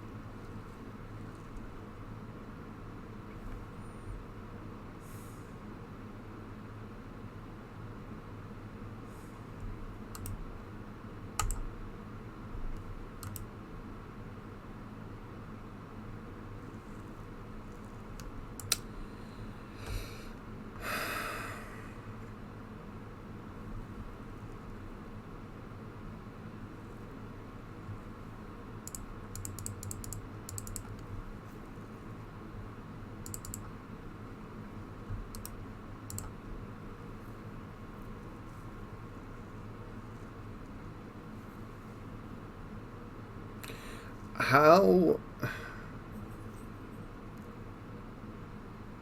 Why? Where? When? War Dog, do I have a magnet attached to me every time I play Black Green X that I get, like, all the controlled X in the world? And, like, not only the controlled X, but ones that, like...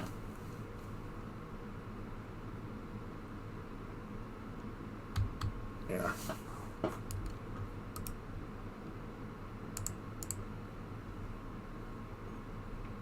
Maybe this is Space Marine instant karma.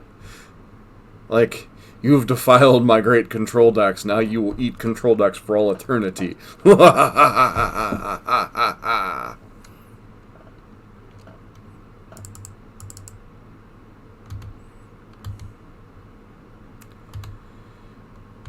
Alright, so our opponent opted... I don't know. We're not beating a counterspell anyway, so it's kind of whatever.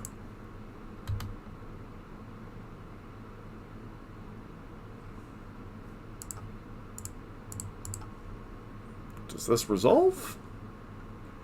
I'm guessing the answer is no. Oh my lord, it resolved. Yes. The Batter Skull is already out of my deck. So I am a genius.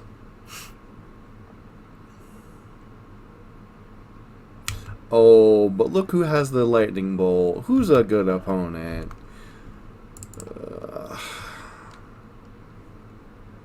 Last card in hand was a land. Probably going to have to get back a bolt here, aren't they? It feels like you have to get a backup bolt to keep me from...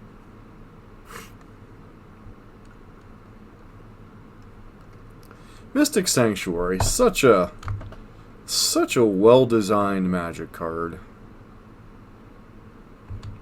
Who decided to tack on the word island to that card? Somebody at WotC had a control hard on that day. Oh, control's been bad for a while. Let's give him, like, all the stuff. All the stuffs.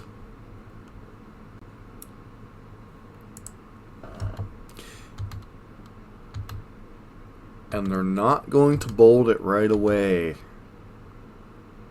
Why? Did they...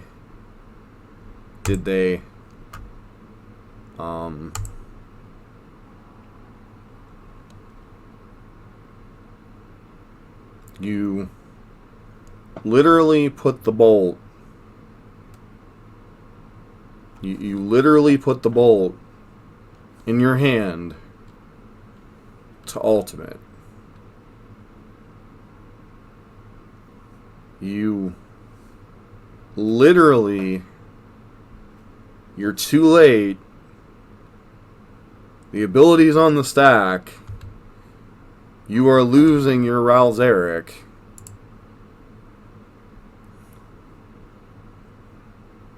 So what does this do? Whenever you cast an instant or sorcery, deals 4 damage to any target. Now let's do this.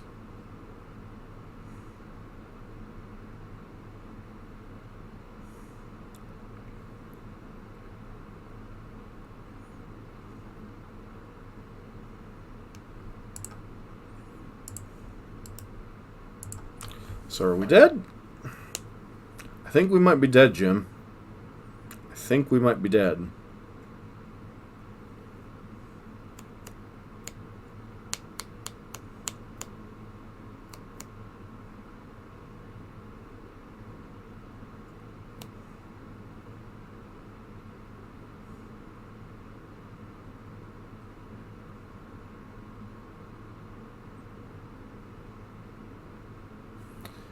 Yeah? Okay. Alright. I mean, here's my Stone Forge. Okay. No?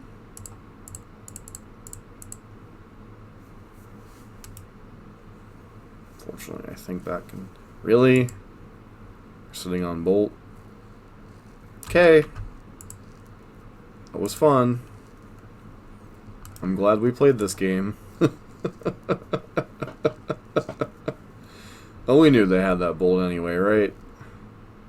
If that was the Bolt they probably should have used on our Liliana. Guess it doesn't matter, so...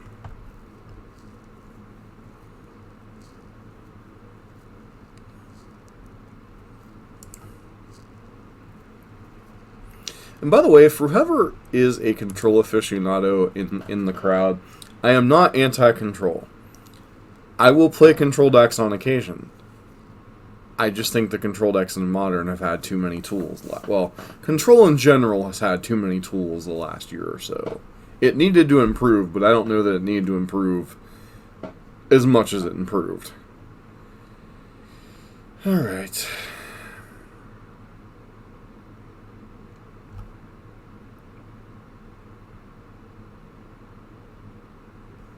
So we want the chokes.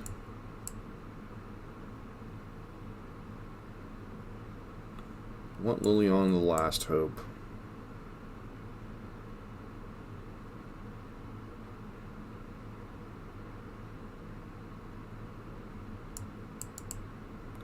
We can't. We're in a really weird spot because of the build of their particular deck. Like, we can afford to board out some pushes.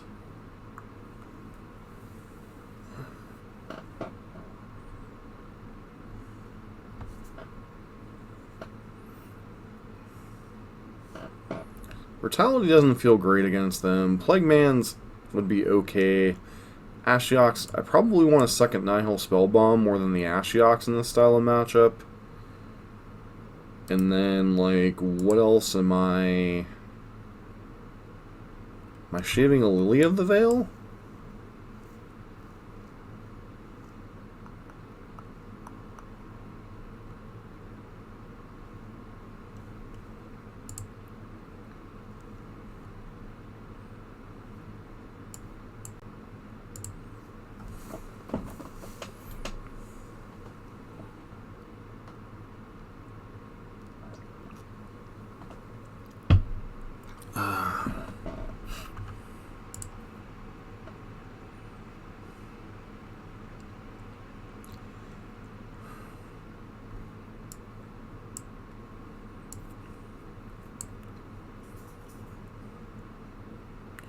Hand's okay. Obviously, we need to draw another land.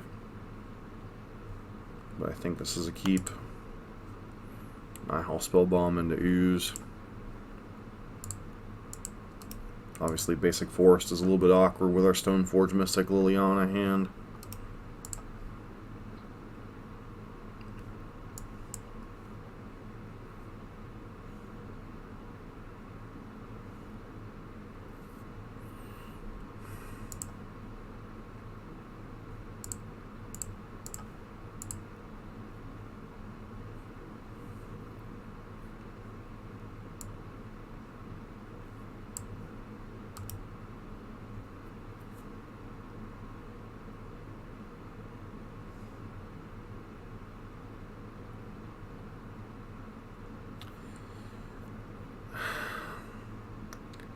Ladies and gentlemen, boys and girls of all ages, the first and possibly only time Koth of the Hammer has not been in either a red prison or Scred red deck.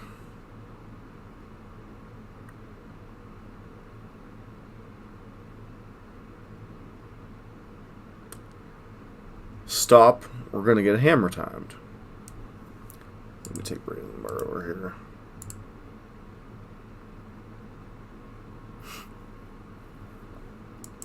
Oh, we ain't beating a Blood Moon anyway, so it's kind of whatever at this point. Just like they ain't beating a choke.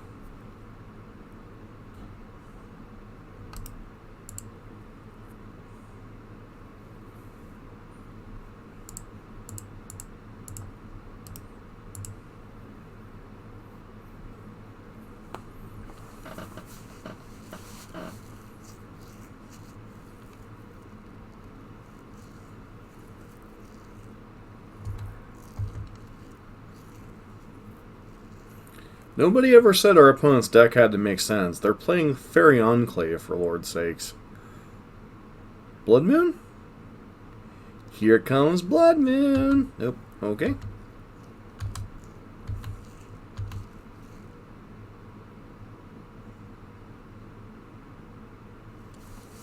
Alright, we got a crack bomb here trying to find a land drop, unfortunately.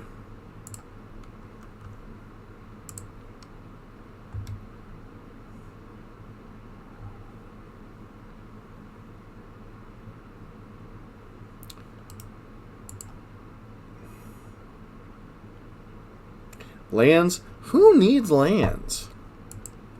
I wanted another 3-drop. You didn't hear me? Ah!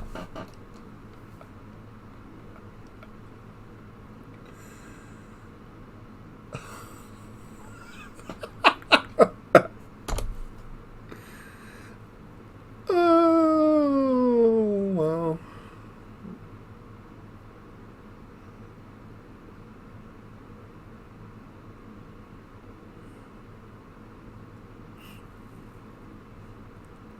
Yeah, turn our lands into islands.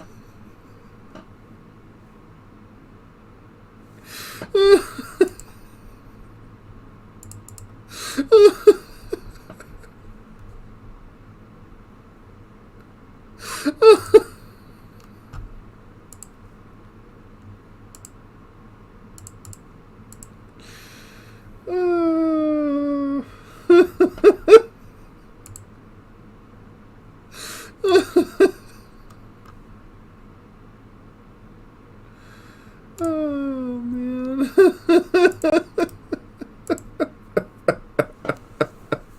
Oh.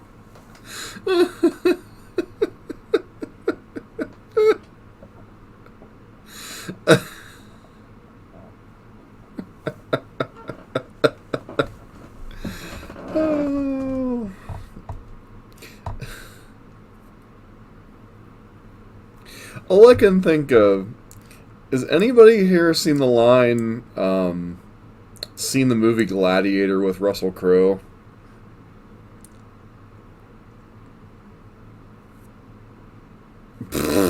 Stop. It's cough time. We about to get mountain, mother duckers. Mountain beat down. Mountain beat down. Oh my lord. I just can't. I'm going to die to a cough of the hammer. Oh my.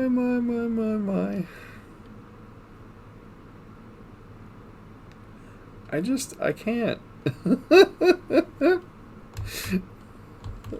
Okay, so there's a line in that movie where the main character has become a gladiator, and he's like fighting against people in the provinces of Rome, and they're not like making any reaction, and he's just like, "Are you not entertained? Are you not entertained?" Like, yeah, I hope you all getting your money's worth, because this has been a one-sided beating brought to you by Blue Decks and E-Tron for your next easy installment of oh man.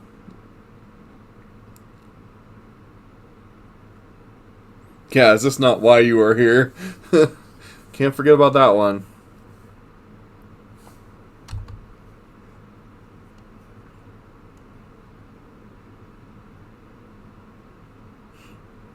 Can definitely tell we're in the 1-3 bracket. Definitely can tell that.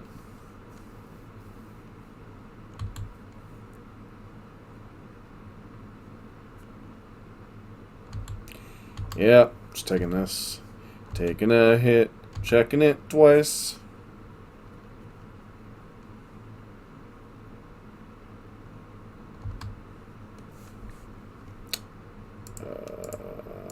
Activate.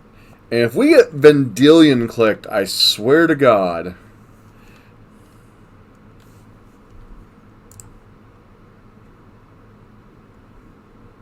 Or Brazen Borrowed, or I guess they can just like Cryptic Tap it, like, you know. And then we're gonna die to a Koth Emblem, slowly. Slowly, slowly, slowly.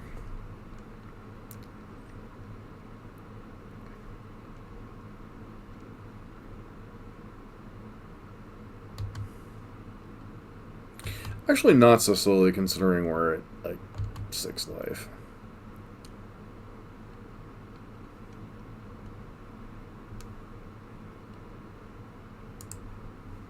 So I guess we cast an Inquisition.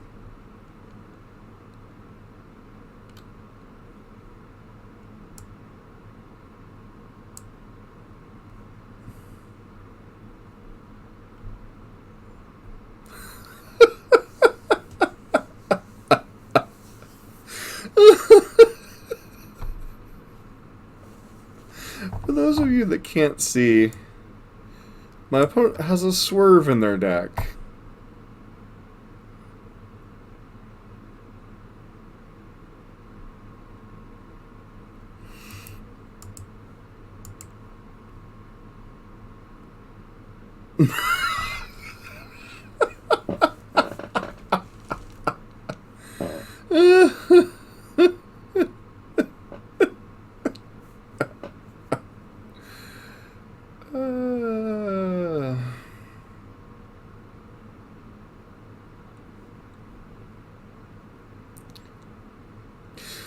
I don't know if we've seen it all or not.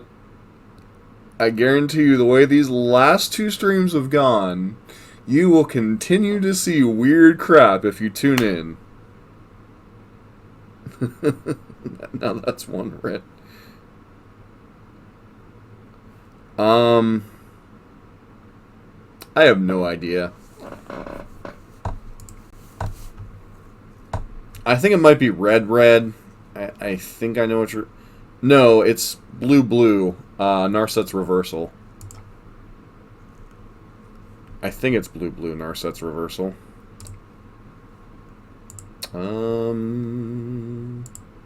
They told me... Can look up Narset's Reversal real quick.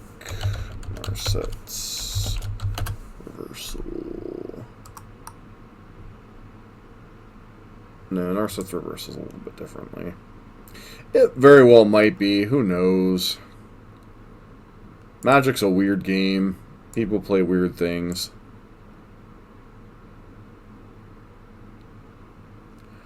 Oh, dude, I was trying to play up the stupid. Like, if I took this too seriously tonight, I probably would have cried.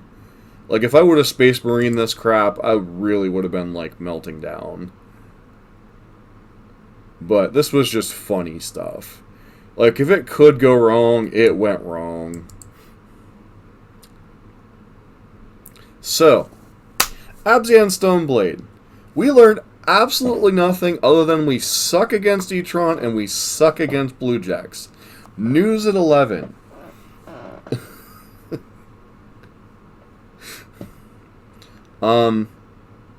One thing I've noticed with the Luris packages in these mid-range kind of Dirtle Fests, with whether it be this version or a Jund version with Luris in the main deck, as opposed to things like Bloodbraid Elf, etc., is it just feels like you're not aggressive enough to leverage the extra power, and you're not controlling or grindy enough to outgrind the blue decks at this point. The reason why a deck like Rakdos Luris exists is because it's more efficient at trading resources than Stoneblade or like Abzan or Rock or Jund, and it also has the 1-drops to be aggressive. If you look at the version that Doomwake ran in the Mana Traders thing today, he even had Kiln Fiends in the sideboard to go even faster. So I think if you really want to play a lower to the ground, grindy mid-range game, you really need to look to probably Black-Red Lurrus to really play that kind of a game. I don't know. As long as these blue decks are a big part of the meta and E-Tron is a big part of the meta, these Black-Green X small ball decks are going to do well. If you're going to compete with it, you probably have to play the big hammers.